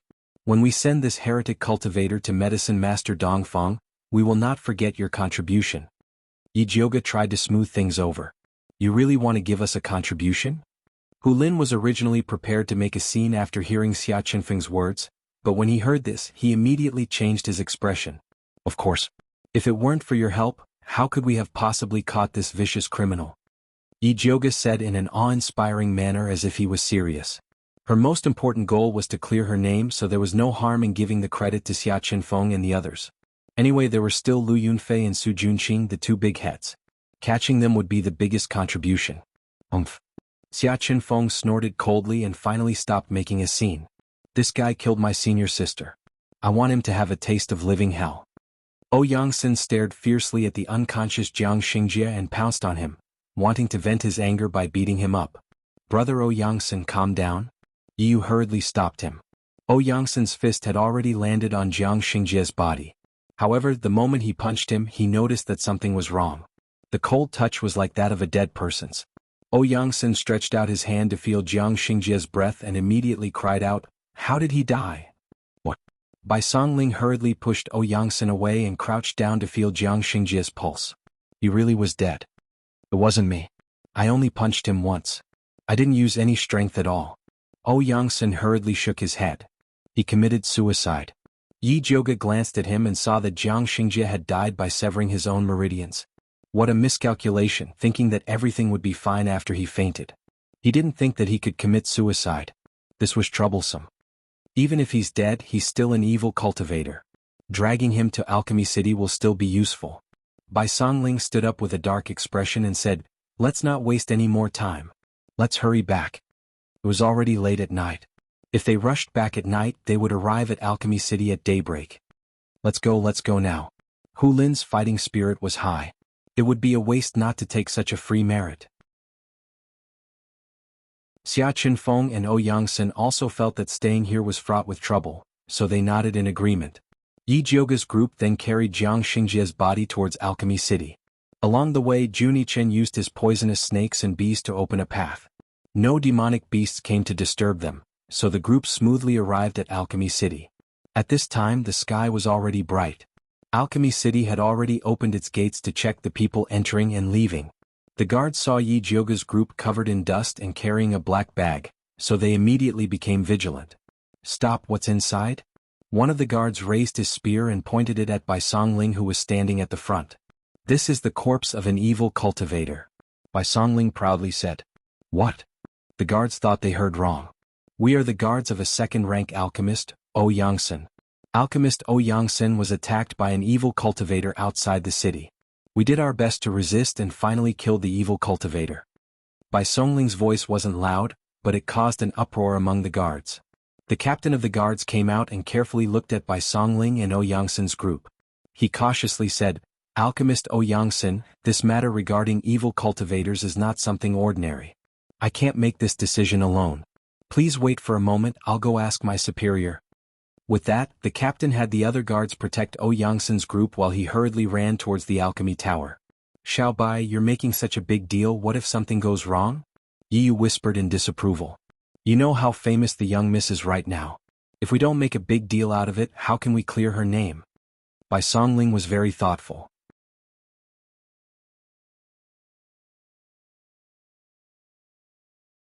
Chapter 182. All right. Yi Yu immediately stopped talking when he heard that it was for the sake of his mistress. Not long after the captain of the gatekeepers left, he quickly came over with a group of people. The leader was wearing a purple gold crown and a purple robe with a 5-clawed golden dragon embroidered on it. He was arrogant. Who else could it be other than Dongfang Jiaming? Why is this guy here? Bai Songling thought to himself. He had discussed it with Wan Ziang when he left the city last night. If they caught the disguised evil cultivator, they would put on a show at the city gate and Wan Ziang would come to their rescue. He didn't expect the crown prince to come instead of Wan Ziang. What was even more unexpected was that Su Junqing also came. Although they were all disguised, it would be troublesome if Su Junqing saw through them. Bai Songling couldn't help but shrink behind O Yangsen when he thought of this. Did you catch the evil cultivator? The crown prince looked at O Yangsen and the others. Before O Yangsen could speak, Hu Lin had already stepped forward and said loudly, Yes, it was us. When he was at the city gate just now, he wanted to take the black cloth bag containing Jiang Xingjia's body to show his heroic nature. Unfortunately, no one agreed. O Yangsen and Xia Qinfeng weren't on his side, so he could only give up. This time he finally found a chance to be in the limelight. Who are you? The crown prince glanced at the short Hu Lin, who didn't even reach his chest. He didn't believe that this weak guy could catch the evil cultivator. I'm Alchemist Ouyang's guard Hu Lin. Hu Lin said loudly. Alchemist Ouyang, didn't I tell you to wait for news in the medicine refinement building and not to go out at will? Why did you sneak out of the city? The crown prince asked unkindly. I'm not a criminal. I can leave the city whenever I want. It has nothing to do with your highness. O Yangsen replied with an unkind expression. He was also a highly respected prince in his own country, so he didn't put the crown prince in his eyes. The crown prince was about to fly into a rage, but he was stopped by Su Junqing. Su Junqing's eyes glanced at the black cloth bag that Bai Songling and the others were carrying. His expression was calm, but his heart was in turmoil. Last night, old Jiang told him to kill O Yangsen and the others outside and asked Lu Yunfei to cooperate. Unexpectedly, not long after old Jiang left, Lu Yunfei suddenly seemed to be possessed and wanted to go to a place to deal with private matters. At that time he already felt that something was wrong. He didn't expect that something would really happen. Old Jiang was dead and Lu Yunfei had yet to return. Things were not looking good. He had to think of a way to get rid of this group of people. Yi Jioga stood at the end of the line, secretly sizing up Su Junqing's expression. Seeing the bewilderment and even madness in his eyes, Yi Jioga was a little worried that this guy would do something. Sure enough, Su Junqing suddenly asked O Yangsen, Is the evil cultivator you killed Yi Jioga? Yi Jioga was crowned with a dead name. He really wanted to go up and slap Su Junqing twice. When Luo Tian Yi Yu, Bai Songling and Juni Chen heard Su Junqing's words, they were enraged as well. Killing intent surged from their bodies, and it looked like they were about to turn hostile. Yi Jioga immediately reached out to stop Luo Tian and Yi Yu, then raised his voice and replied to Su Junqing. It's not Yi Jioga, it's a male evil cultivator and he's very good at disguising himself. After that, he pressed Bai Songling down and signaled with his eyes that the overall situation was more important. Su Junqing glanced at Yi Jioga and the others with suspicion. Yi Jioga's current appearance was that of an ordinary youth, so he immediately pretended to be timid and avoided Su Junqing's gaze. Yi Yu coldly poked O Yangsen. O Yangsen immediately understood his meaning, so he took a step forward and said, Your Highness, I'm sorry, but I'm in a hurry to find Grandmaster Dongfang with the evil cultivator's corpse. Excuse me. Wait. Su Junqing stopped O Yangsen, then said to the crown prince in a righteous manner, Your Highness, Alchemy City has offered a reward of 1,000 gold taels for capturing evil cultivators. These days there are many people who, in order to earn the reward, kill ordinary people. This subordinate feels that it's better for you to check. You're right. The Crown Prince nodded, then said to Yangsen, bring that evil cultivator's corpse over, this prince wants to check it personally. Your Royal Highness, we risked our lives to kill this evil cultivator. I'm afraid it's inappropriate for you to take the corpse away with just a few words. Bai Songling had no choice but to lower his voice and pretend to be angry. That's right. Hu Lin quickly stood beside Ouyang Sen, raised his head and said, our alchemist Ouyang is a rank 2 alchemist, how could he be greedy for this bounty? He could not bear to see the evil cultivators harming people, so he brought us to capture the evil cultivators. Your Highness, the Crown Prince has gone too far. Brother Hu is right. Bai Songling really wanted to give Hu Lin a thumbs up. Before, he looked down on Hu Lin's ingratiating and unreasonable personality, but he didn't think that it would be a sharp weapon against the Crown Prince. The Crown Prince's face was gloomy. If it was before, he would not offend a rank 2 pill master in public. But ever since Su Junqing used the evil cultivator to help him kill Yi Jioge, he had been tied to Su Junqing. For his own great cause, he must protect these evil cultivators. Thinking of this, the Crown Prince immediately raised his voice to Yangsen, Pill Master, oh misunderstood, I have no intention of targeting you. It's just that this evil cultivator is a matter of great importance. We have to act cautiously. If this is really the evil cultivator's corpse, then what's wrong with taking it out to check? That's right, this damned evil cultivator caused chaos in our alchemy city. I also want to see if he really has 3 heads and 6 arms. That's right, evil cultivators have been causing chaos for so long, but this is the first time someone killed them. We should take a good look. Yes, open it and let us see. The onlookers were very curious. They all asked Yangsen to open the bag. Yi Jioge frowned. If Jiang Xingjie's corpse was full of evil qi, it would be fine to open it for the Crown Prince to see. But because she was worried that taking the aura-concealing magic tool out of Jiang Xingjie's body would damage it, she never dug it out. Now that Jiang Xingjie's body was an ordinary spirit practitioner, there was no way to prove that he was an evil cultivator, so naturally she couldn't take it out for everyone to see. What, you don't dare to take it out? Is there something fishy? Seeing the situation, the Crown Prince immediately said aggressively, Your Highness, your words are really funny. Why would I play tricks with evil cultivators? Yangsen said angrily. Who knows what you're planning? The Crown Prince sneered. Yangsen kept arguing with the Crown Prince to stall for time, while Bai Songling anxiously looked at the distant street. Strange, why hasn't Wan Ziang come yet? Did something happen? Yi Jioge also felt strange. Could it be that he set up a trap for Lu Yunfei last night and was injured by her instead? While everyone was in a deadlock, another group of people came from the direction of the alchemy tower. Yi Jioge thought that it was Wan Ziang, so he looked up and his heart immediately sank. How could it be him? You're tuning in to the Han Li's Wuxia Adventures YouTube channel. We're so grateful for your support, and don't forget to subscribe to join us on this incredible journey through captivating stories. Your generosity through donations truly makes a world of difference, as it's the primary source of revenue that allows me to expand and enhance this channel for you. Thank you from the bottom of my heart for being a part of this adventure.